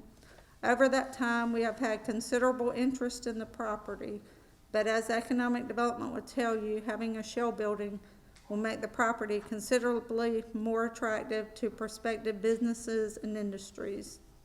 To help with the cost of building a shell building, the General Assembly awarded Nash County a $1 million State Capital Infrastructure Fund grant, or SCIF grant, in 2022. So Stocks Engineering and our county engineer and economic development completed design of a 100,000 square foot pre-engineered steel building. The project is currently out to bid with proposals due on April 18th. There will be some decisions to be made. It's been bid at a height of either 36 feet or 28 feet with either insulated panels or tilt-up concrete panels, and with either a conventional metal roof or membrane roof with a hard ceiling. So these decisions will affect the cost, but we have currently estimated $7 million as the total cost. And finance, of course, is reviewing financing options with the LGC and others. So we plan for the commissioners to award a construction contract hopefully in June, and for construction to take 12 months. So we hope to have a completed shell building in place for economic development to offer to potential clients next summer. Are there any questions about the Highway 97 shell building? That's a 100,000 square foot building, right? Yes. Thank you. So that concludes my presentation. It's been a pleasure talking with you this morning, and before I'll turn it over to Jonathan, are there any more questions on any of the projects? Okay, thanks. Thank you,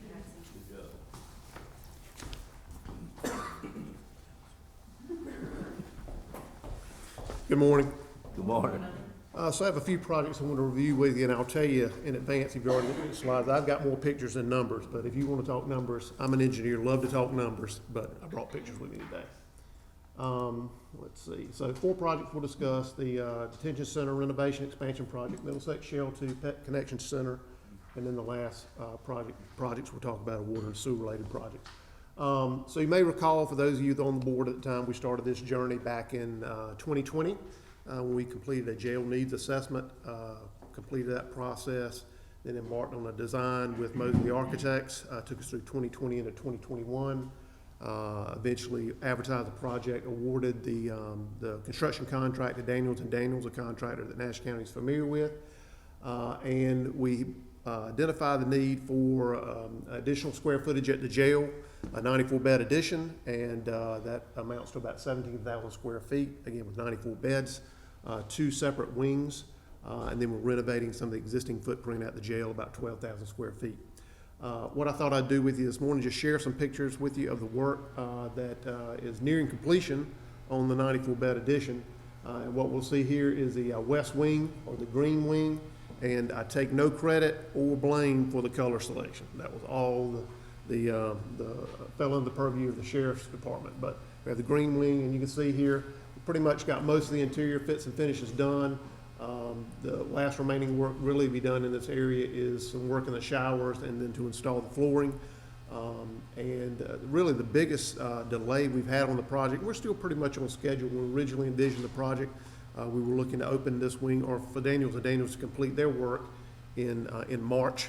So here we are in March, but supply chain issues have introduced some delays to the project, specifically with electrical components.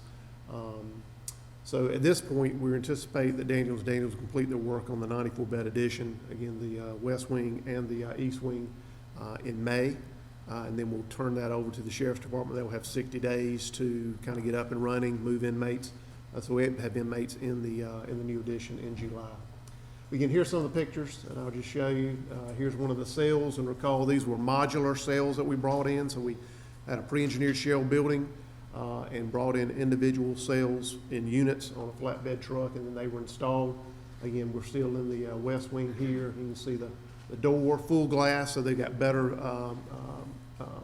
ability to monitor activity of the inmates when they are in their cells. Pass-through tray, you can see here on the door. And then I've got pictures of 2 units. This is, in each wing, there's a handicap unit, or that maybe not politically correct, for an inmate with physical impairment. And you'll see that picture in the middle as a single bed unit. You can see the lower fixtures here. And then this is a typical unit, 2-bed unit for two inmates. Again, we flip to the east side. This is the blue wing. Again, same thing. You basically see the same condition. Just got some work to do in the showers here on the end. This will be where the technology is for inmates to have video calls, etc. In the dorm. Of course, there's some other finishes that need to go in this space, tables and the like. But just to give you a sense of what it looked like. And then in addition to the 94-bed addition, you may recall I mentioned the renovation to the existing footprint. So the old north-south block was one of the older sections of the jail. We're developing a conference room with the sheriff's office. Heretofore, they did not have that space in the existing facility. And a locker room for the detention officers, because sometimes they have a need to change clothes just because of the work they do. And then we're also developing a separate female segregation unit with 7 beds. That's also in that same footprint on the western end of the building. And here's just 2 more pictures of those wings. You can see them on the second floor here looking back at main control. And basically this There's one station here that will be able to view both sides, and this is a view of the second floor and back on the first floor. Also, one of the items that we incorporated into the project, which I think will be helpful to the sheriff's office, is we're going to extend the security fencing around the full perimeter of the jail. Heretofore, we did not have that at the facility. So this is, I haven't confirmed the exact acreage, but I want to say we probably have a 1/4 acre of land that will now be fenced in on the rear of the jail, where they can take deliveries. If there's an emergency inside the facility, they can evacuate inmates to a secure area. So this will be a much better setup for the county and for the sheriff's office in terms of operating at the jail. Will also allow for trucks to enter a access control gate. Will be remotely monitored by main control. Delivery trucks come in and can back into the loading dock. That was really problematic with the previous configuration that we had at the jail. Here are the 3 phases. I know it's kind of small, but again, phase 1, which is shown here at the top, shows a 94-bed addition on the rear facility back towards Elm Street. You recall we worked with the town of Nashville to close that portion of Elm Street behind the jail. Showing the new addition and that interior renovation. I think the interior renovation is going to lag a little bit based on those pictures I showed you, but again, we do anticipate, assuming those electrical components come in at the end of April, which is the current anticipated time frame, they'll be able to install the panels that we need to basically fully power the facility. We're limited at present in terms of how many of the air conditioning units we can power and the like because of those panels not being in place. But they have to be in place so that the commissioning agent can come in. We can comply with state statutes as far as commissioning all that equipment. And then naturally, as you might expect, the state will come in from Health and Human Services, and the wing of that department that is over jail facilities will come in, and they'll have 30 days to complete their reviews. And then once that is, any issues there are addressed, then we can populate the dorm. So again, right now, we're looking at a revised date, and again, that's for Daniels and Daniels to complete the work of May. And again, the sheriff's office will have 60 days after that to transition over into the new housing unit. We originally had a phase 2, which will be again renovation of the existing footprint of the existing jail to provide new intake and booking area, new nurses station, and then phase 3 was an add alternate we had on the project to convert one of the existing open concept dorms, dorm 1, to lockdown cells with 27 beds. We're currently in conversations right now, and we're heavily leaning in that direction to try to combine phases 2 and 3 to try to stay on our original schedule and be done by February of 2024. So that's why you see these revised dates here. Initially, we were looking at phase 2 completion of September this year of 23. That may be delayed a little bit, but again, what we're really trying to do is complete the overall project by February of next year. Just a reminder, we started the project out with a bid award of $17.6 million. The commissioners approved 6 change orders to date for about $670,000. And right now we have a revised contract of $18.3 million. So I'll pause right there, see if there's any questions about this specific project. Jonathan, the green is so stark in color. Is it some reasoning or some thought process? Is that supposed to help something, or was it just a green color picked? It will help them as far as nomenclature. I'll use east and west, or 1 and 2, and that's currently how the dorms are numbered: 1, 2, 3, 4, and 5, and then the special housing unit. But it should be easier reference for them to say green dorm, blue dorm. It's just really to assist the officers in terms of their operations. But there's no philosophy behind it, making them behave better or anything like that you know of? Yes, sir. Okay. All right. Next question to talk about, next project to talk about real quickly is the Middlesex Shell Building. You may recall awarding the contract for this project. Recall that, as Patsy mentioned with Shell Building 1, this is a 60,000 square foot shell building with the potential to expand another 40,000 square feet. And the project was awarded to Smiths and Contracting. The lot has been cleared, so work is well underway. And we anticipate that this project will be completed and ready to market by the end of this calendar year. You see November 16th is the date for substantial completion. Any questions about this project? All right, next project, I'll skip that because Patsy's already talked about 97 Shell Building. Pet Connection Center, hopefully you've had a chance to at least drive by on Eastern Avenue, see the new building as it exists today. The building itself is about 9,100 square feet. We are replacing, I don't know if you've had a chance to visit the current animal shelter. It was built in the late 80s, about a fifth of the size. So we'll be more than doubling the capacity for dogs and cats in this facility.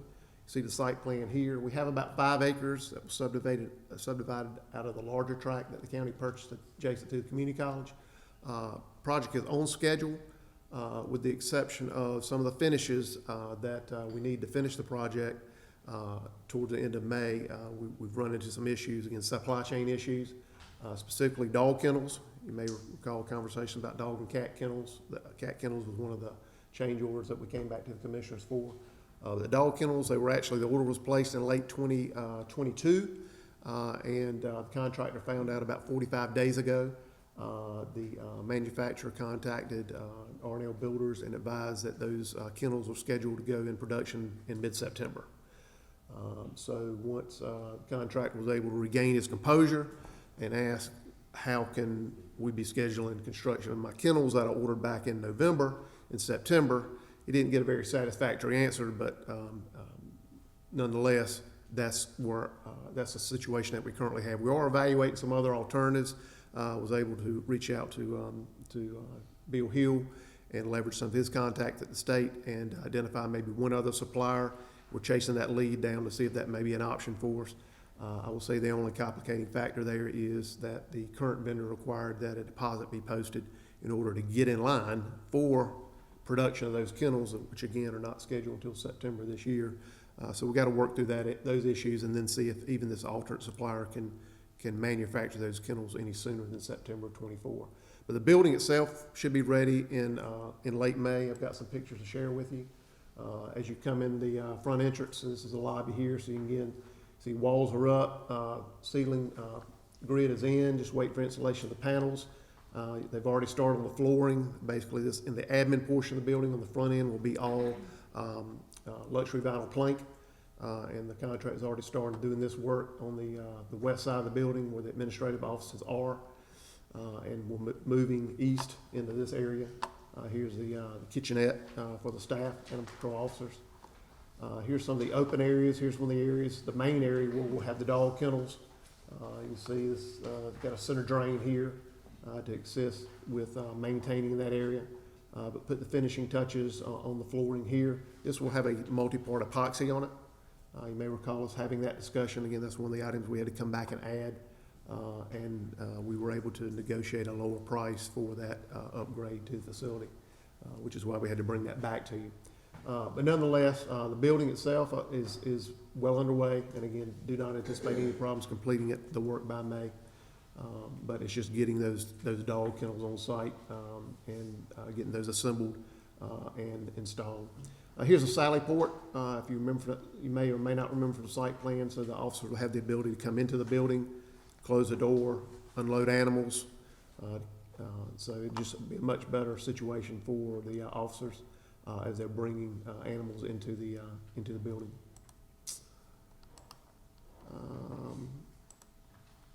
Again, just reminding you, bid award, we're around $2.4 million to date. We've had 5 change orders for $114,000. Current contract amount is right at $2.5 million. And again, anticipate substantial completion with an asterisk of May 28, 2023. Any questions about that project? All right, hearing none. Last few projects I'll run over with you are water and sewer projects. I have a number of projects you can see here. Don't have pictures on all of those. But you may recall some conversations we've had at Commissioners meeting about water and sewer AIA projects. These are projects that the county was able to receive grant funding for through the North Carolina Department of Environmental Quality, Division of Water Infrastructure, to basically go out and inventory the infrastructure that we have in the field. We have construction plans, we have as-built drawings, but one of the things that we're missing, and I think most commissioners are aware, we do not have GIS coverage for all our water and sewer infrastructure. It's one of the things that we've been working on for a while now, and these grants allow us to complete some of that work so we can bring that information online and make it available to other departments, make it available to outside customers if we're so inclined. But we've received 2 grants. One was the Northern Ash Water System, new construction, so as in terms of an inventory of the infrastructure. It's all fairly brand new, so we're not worried about condition of the infrastructure. But we were able to use that grant money to assist us with the mapping, and most of that I already have online today. And then we also received a grant for Central Nash for the sewer system along NC 97. That was more of a condition assessment. That's some of the oldest infrastructure that the county owns and maintains. So again, we're working through that process. The last step is to have a vendor come in with a remote control camera and TV some of those lines. And the engineer, the Wooten Company, assistant with that particular study, is scheduling that work right now. We have 2 more grants that I will be bringing forward to the board. We received notification on those, interestingly enough, in late 2022, but we're still waiting on the grant agreements to arrive, so I can bring those forward to you. They are, again, both $150,000, and they will fund some work back in the Northern Ash Water Sewer District that will be focused on sewer, and in the Central Nash Water Sewer District focused on water. Again, one of the main deliverables as part of that project will be the mapping that we'll be able to develop as part of the process. But we'll also include some of the assessment work that we need. So again, we know what infrastructure we have, we know what kind of condition it's in. We can plan for replacement in the system to make sure that that asset is maintained both now and into the future. Next project I want to mention just briefly, and you may remember from the Chairman's State of the County address, Southern Nash Sewer Merger Regionalization Feasibility Study. This is also a grant the county received, about $50,000 to look at the issue of sewer in the southern part of the county. We've talked about the Middlesex Corporate Center. One of the issues we have there is sewer capacity, but we're also aware that the towns of Bailey, to a less degree, the town of Middlesex, have issues with sewer capacity. Bailey, as you're likely aware, has been in a sewer moratorium for better part of 2 decades. So we embarked on this study to look at both what current needs are and what future needs are. And the Wooten Company has been assisting us with this work. We've had a number of meetings with all the stakeholders, again, including Middlesex and Bailey. We also had some conversations with Spring Hope. We're wrapping up this particular study. The Wooten Company is working on the report, should have that this summer. But in anticipation of wrapping that work up, I'll go ahead and jump ahead to the last item on the list, and I apologize for doing that. But I will also be bringing a grant agreement back to the Board of Commissioners. Again, we received notification late 2022. We're anticipating taking that next step. We applied for and received a $400,000 planning grant to take the recommendations from that regionalization feasibility study and take the next step. Really look in a little more detail. If we were to pursue these options, what would it look like? So one of the options is possibly to look at a treatment plant in the southern part of the county. What would that look like? Where would it be best to locate that facility to serve the most, to meet our needs, both now at the corporate park, and anticipate the county will invest in an additional industrial park in the not too distant future. Because we really think our economic development team, once we finish the work at Middlesex, the park is going to build out very quickly. So we know sewer is going to be a limiting factor. We want to assist our towns dealing with sewer issues to enable their growth. So this planning grant will let us pursue that a little bit further and a little bit more detail. So any questions about that study and that planning grant that, again, I hope we'll be bringing to you in May.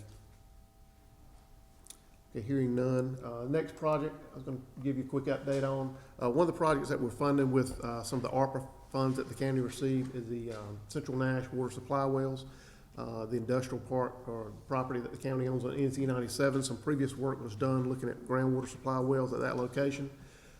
And with the availability of ARPA funds, it seemed like a perfect time to revisit that idea and look at the county producing more of the water that it needs to supply and provide water to customers in the Central Nash District. Currently, we have about 3,000 customers. Average water use is about 30,000 gallons a day. And based on the data that we had back when the Sanderson Farms project was active, we have wells on the property that the county owns that could meet and even exceed that demand. So we've completed phase 1. We've revisited those wells. We've had a consultant come in working with the Wooten Company working with the state, re-permit those sites. We're proceeding into phase 2. You will be looking at a contract amendment at your next meeting in April to move forward with developing a scope of work for a well contractor to come in, re-drill one of those wells, install the encasements, complete all the water quality testing that is needed so that we continue that process of developing these wells. And really the idea is to take 3 of the 4 wells, you can see we're looking to abandon 1 because of the NC-97 shell building, and put those together in a single system with 1 treatment regime to provide water for Central Nash, and would reduce our demand on the city of Rocky Mount for water to serve customers in this district. Any questions about that project? John, I guess our layout, preliminary layout for the rest of that site works around those wells, Yes. the other 3 wells. And certainly that could change depending on, who contacts our economic development office and their interest. But the thought is, we will have a main access that will come to the west of this groundwater supply well here, TW6, and then proceed to the south and terminate here at the property line. So yes, we anticipate being able to develop these wells and not negatively impact the development of the property. All right, next project, and most of this work has already been completed, but another project that we funded with some of the ARPA dollars that the county received was some rehabilitation work for the Dorchester sewer system. And effectively what we have done is gone in and we relined all the sewer mains, and we have treated all the manholes and all the wet wells at the lift stations. We've also added a new master meter to assist with accurate readings and billings with the city of Rocky Mount, because again, we discharge to the city of Rocky Mount. So those readings are the basis of our billing. So we've added a new mag meter at the Browntown lift station. But again, all this work was funded with ARPA dollars, total budget about $350,000. Next project on the near-term horizon is going back to the Northern Ash project. We completed phase 1, you may recall. We currently get about 500 active water customers. Next phase of that project is going to be the development of 2 new groundwater supply wells, and then upfits to the well that the county acquired from Aqua, upgrading the treatment regime, and then incorporating that well into the district. So we'll end up having 3 groundwater supply wells once we're done. And in order to connect those wells to the system, there's about 1.5 miles of water mains that have to be installed. It's taken a while to get to the point working through the permitting process with the state, but those plans and specifications were just approved this month, actually back on the 20th. And we had to, the Wheaton company had to turn around and make a follow-up submittal for the bid document, so we're trying to move as quickly as we can. So with all that said, we're hoping to put this project out to bid next month and bring a recommendation to the board in June, so that we can award the contract and then complete that project in about 12 months, barring any delays due to supply chain issues. Any questions about this project? All right, next project is Northern Ash, and excuse the header, that should be phase 2. So this is a project, you may recall, I brought to the commissioners last month a contract with the Wheaton company to move to phase 2 design, again in the Northern Ash district. This project will be funded with ARPA dollars that the county received, and the additional $12.7 million grant that the county received from North Carolina Department of Environmental Quality. And I know the map's hard to see. I'll be glad to give you a larger copy if you're interested. But basic scope of the project is going to be 50 miles of water mains, a new groundwater supply well, and a booster pump station. And we'll be extending the system north and west towards Castelia. Again, those purple areas you see there are areas where we're grant eligible. That's how we were able to leverage the money from the state. And basically the state had ARPA dollars it was looking to invest in infrastructure, and we were able to leverage that to fund this work. But again, we anticipate, anticipate construction next spring. That's probably a little optimistic. It's probably gonna be more like late summer. But we're working through that process now that we have an approved contract with the Wheaton company to firm up that schedule, but we already have been able to, or the Wheaton company with our encouragement to complete some of the groundwork that's needed for the surveys and schedule the aerial surveying that needs to be done to facilitate the design. And that's all my updates. Any questions? All right, well, I see I ran long, so thank you for your time and attention. Thank you, Jonathan. Thank And what page are you turning them to, Donna? Tab 3. So the next item is tab 3, the purple tab in your book. And this is the audit contract recommendation. The Government Finance Officers Association recommends as best practice that governmental entities should undertake a full-scale competitive process for the selection of independent auditors at the end of the term of each multi-year audit contract, which would, as you know, a series of single-year contracts, and this is consistent with the legal requirements.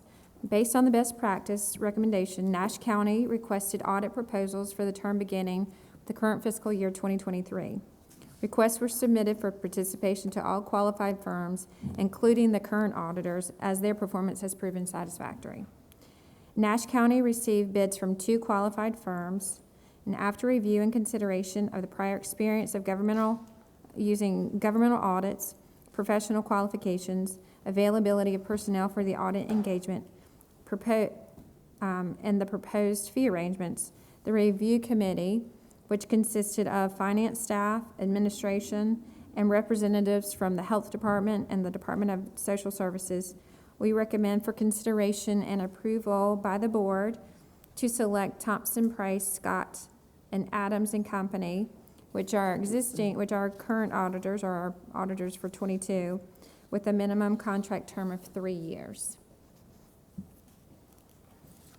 And I am requesting approval of the recommendation by the board.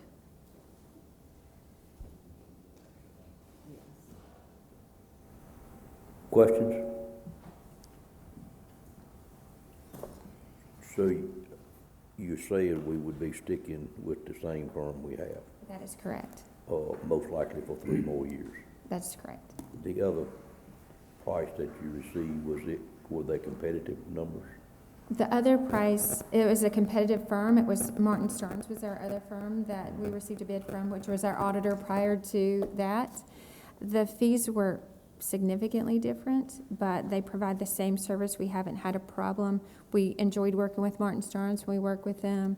We've had a good experience with Thompson Price, but the fees were significantly different.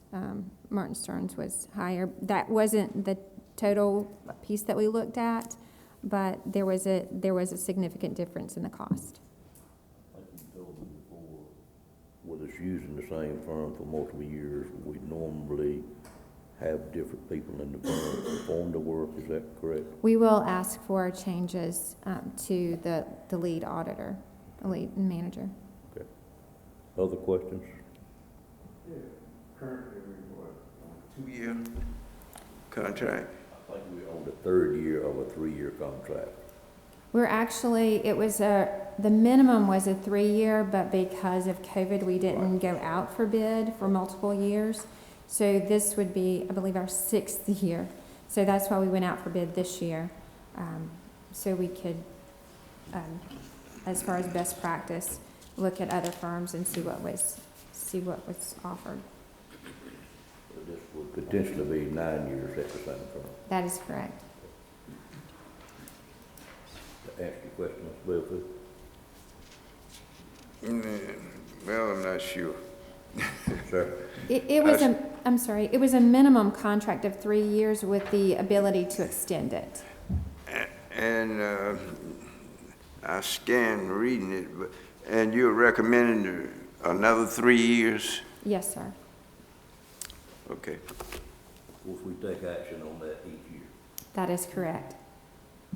Other questions? Entertain a motion for approval of this request. Motion approval of this request. Have a motion by Commissioner Wilkins, second by Commissioner Combs. Questions on that motion? All in favor of the motion, let me know by saying aye. Aye. Any opposed by a like sign? Motion carries. Okay, if you'll go ahead and turn to tab 4, Donna is going to present the requested budget and projections for the current year. Okay, so if you'll turn to the second page in tab 4. This is something similar that I presented last year. What we have in this is actual revenue and expenditures for our fiscal year 2022. And again, this is a general fund only. And then we have the original budget for 23 in the second column, our amended budget in the third column, and our projections for 2023 in the fourth column. And I just want to go over that real quickly, what we're projecting throughout the end of the year. We started fund balance policy, or fund balance appropriation at the beginning of the year of $6.2 million. That's just general fund appropriation, not including the health department reserve. And then throughout the year, we have added the fund balance appropriation. Some of that is reappropriating purchase orders from the end of the last fiscal year where we had funding available from the hospital for capital projects. They put in the purchase orders and they weren't fulfilled, so we had to reappropriate those purchase orders. We have transferred funds for Middlesex Phase 2 water sewer. We have transferred funds to the Middlesex Shell building from general fund appropriation. We have increased what we originally budgeted for inducements and economic development. So that's where we are right now. We have a $14 million fund balance appropriation. But fortunately, our revenue has grown, and we believe our expenses will be slightly more than what we originally budgeted. But based on best estimates and projections, we would potentially use $2.4 million of our fund balance by the end of current year, of 2023. So that's kind of what I project for ending the current fiscal year. But again, after looking at what we have done and with the projects, as both Patsy and Jonathan have talked about, what general fund has appropriated to these projects, $2.4 million. And again, this is a projection. We could end up much better than that. But I try to be a little conservative in looking at revenue, and the projections are based on information from the departments of where they see themselves ending at the end of the year. So moving on to the requested budget, and this is what we look at with the requested. We take our best estimates with property taxes. I get the value from our tax administrator, and we calculate that. We can calculate collection rate up to our last year's collection rate, which is 99.09% in fiscal year 22, but we've consistently used a collection rate of 97.5% to calculate the collection, and it's based on our 67 cents tax rate. So we're looking at that's where I actually came up with the property tax for revenue. We're seeing a significant growth in sales tax, and I'll go through some of those, but there are major sources for revenue. So moving forward with revenue for 2024, we are seeing growth in that. And then the items included and the requested, there by department, and later on this afternoon, we'll have the departments talk about the positions they've requested and the capital that they've requested, which is built into this number right here. What the requested budget doesn't include is major projects, additional major projects that these departments would like for the board to consider at some point, whether current or future. So they're not tied into this number. So it looks like right now, if everything moved forward, the board would have to appropriate to cover these requested $10,296,955. That's the current gap that we have that our county manager is working with, looking forward to a recommended budget to the board. That's recurring and capital. That is correct. The 10 million covers both of those categories, okay? It does. So if you move on to the next page, again, I just want to talk about the major revenue analysis for fiscal year '24. Again, we're looking at a 67 cents tax rate with a property value of $8,527,000,000. That was her best estimate based on information that that had been submitted to her. That was as of February 1st. We're estimating property tax collections of $56,302,000, which is an increase over the prior year budgeted property tax of $2,496,000. So moving on to sales tax, the way that we have typically budgeted sales tax is we look at the current year and don't really where we project the current year to be at the end of the year, and then just take that number, and that's what we budget for the next year without considering any growth beyond where we are in the current year. So for fiscal year '23, collections to date are showing a 24% increase over the budget that we had the budget. So the original budget was around 19 million, and we're looking at around, for projections, around 24 million. And so using that estimated, and we're looking at an estimated increase of 4,217,000. And so with our estimated increase of the county's major revenue sources that we're looking at for 2024, we're showing a potential 6.7 million in revenue growth for 2024. So just a few notes that I have related to the '24 requested budget related to revenues. First of all, let me ask, are there any questions on what I've said so far? Manager wants me to ask you why you made the 6.7 million so big. Well, because that was actually larger than what the board appropriated in fund balance last year. So last year, the board appropriated 6.2 million in fund balance, and we're actually ahead of that for potential growth for '24. So I just wanted you all to see that. Mission accomplished. Okay. So notes on revenue, and this was without any fund balance appropriation, but the estimated increase, what we have so far, and this is just with requested, we're looking at a 6.68% growth of revenue over the 2023 original budget. Again, that includes almost 2.5 million in ad valorem tax growth, about 4.2 million in sales tax growth. We're looking at investment earning increase of 850,000. Last year, the interest rates were so low, I budgeted 150,000 in investment earnings. This year, we're looking at over $1 million so in investment earnings.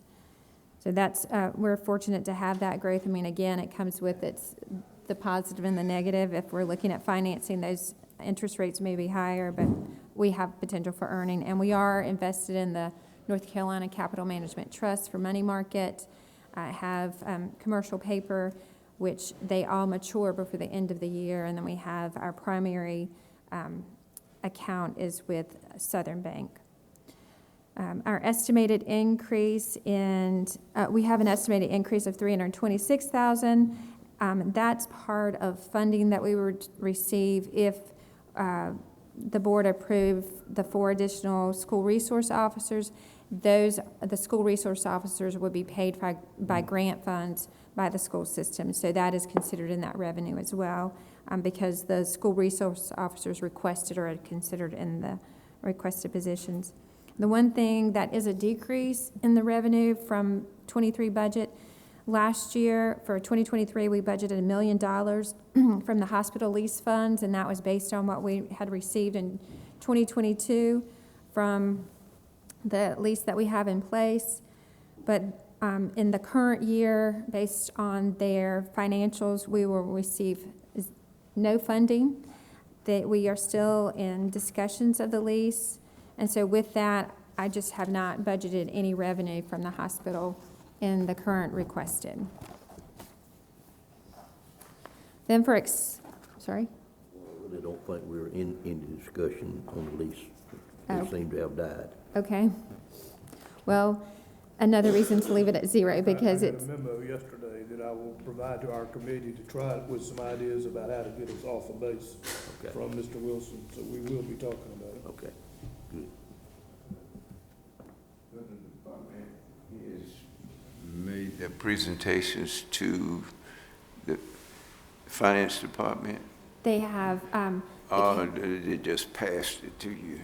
no, the county manager and finance staff, we've met with every department on their requested budget. And so that we've had conversations with what they have put in the information. No recommendations have been made at this point, but what we have them presenting today to the board are new position requests, reclassifications for positions, and the capital that they've requested for the current year.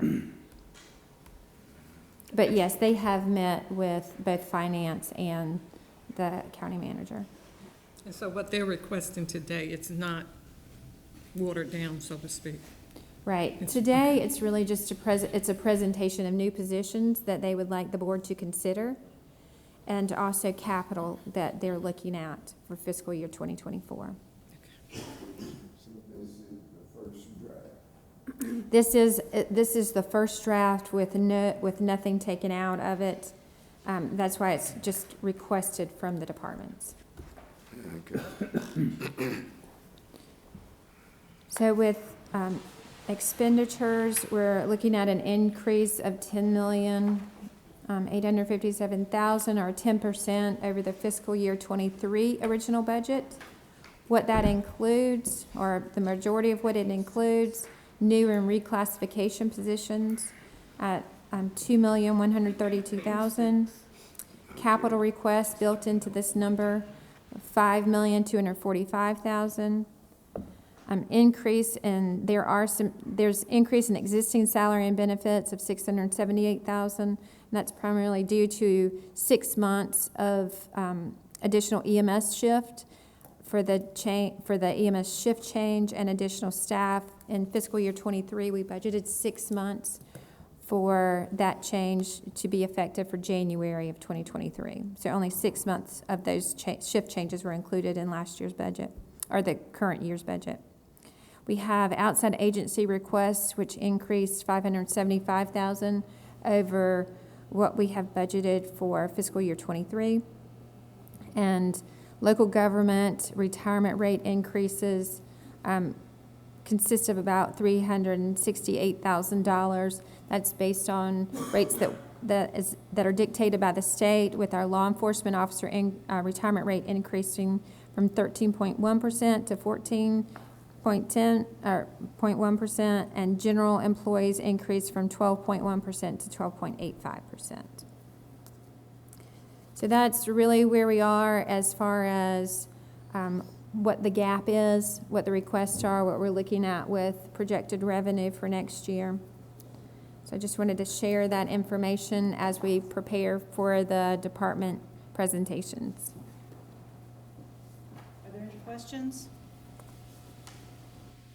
Donna, the projected gap of $10,296,000 includes all of the capital requests that we have on over there a little bit further. Yes, so actually, and this will be talked about more at the end of the day, we have, each department has a position, or not each, some departments have position requests, capital requests, and major project requests.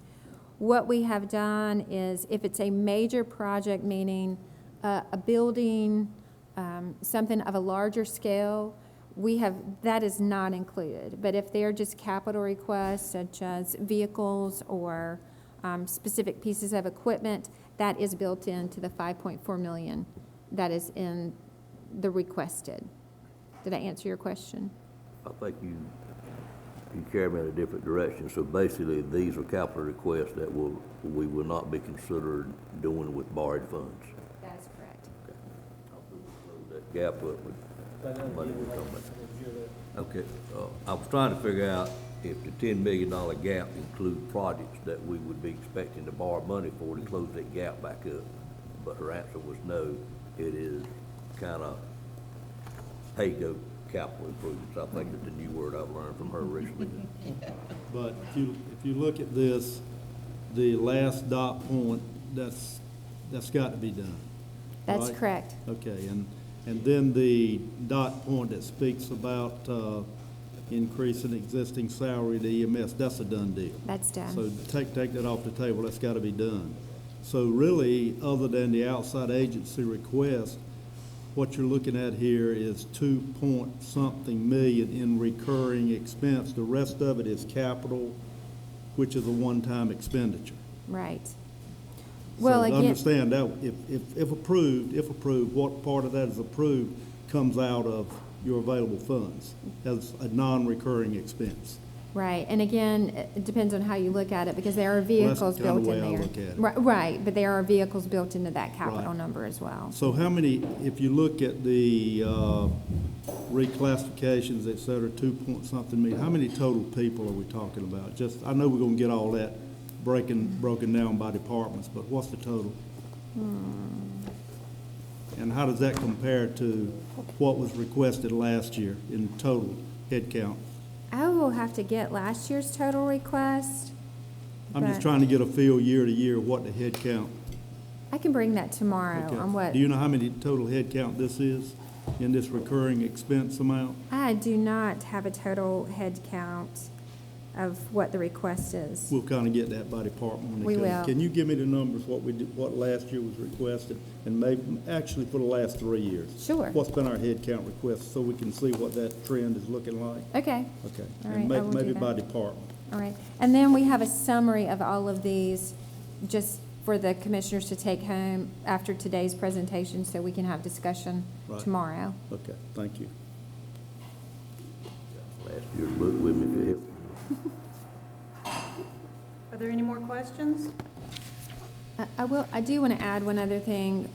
There are just other operational asks within the requested budget that the departments are not bringing today. That's something that the county manager would work on as part of the recommended budget that she would present.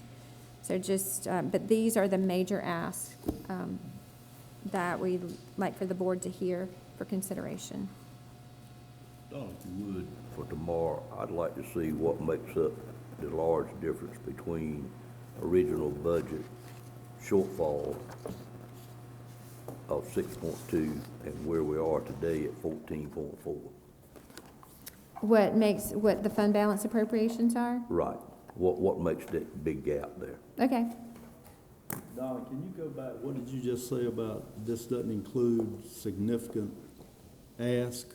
So this. Does this budget include the requests from all the departments? Yes, it does. Does it not include anything? It includes everything they've asked for, except Okay. for some of the major, So except for the major. everything that each department's asked for is in this budget? That's correct. There's nothing left out? That's right. Except for major capital projects that would take some other kind of I outside. got you. Grants, et cetera. Right. The other, what I was pointing out is there are some operational increases in these requests that are not being brought today before the board, something that the county manager would look at as far as recommendation. Okay, I got you. Thank you. They are in there. They are in there, just not presented today. Thank you. Okay. Any other questions? All right, well, it's time for lunch. If you all don't mind, maybe folding up your materials and pushing them back, depending on how many department heads join us for lunch. We may need to use some of the space at the tables here. But if you'll just take a moment to break and allow me to open the door and let them in. I actually purposely asked them to wait outside so we wouldn't have interruptions. So we will let them in, and then we will ask someone to bless the food, and we can enjoy our lunch. And I will say that Ms. Linda Davis has invited us to explore the property. So if you've got a few extra minutes, when you're done eating, if you want to take a look around and see what the Smith's Pavilion has to offer, please do so.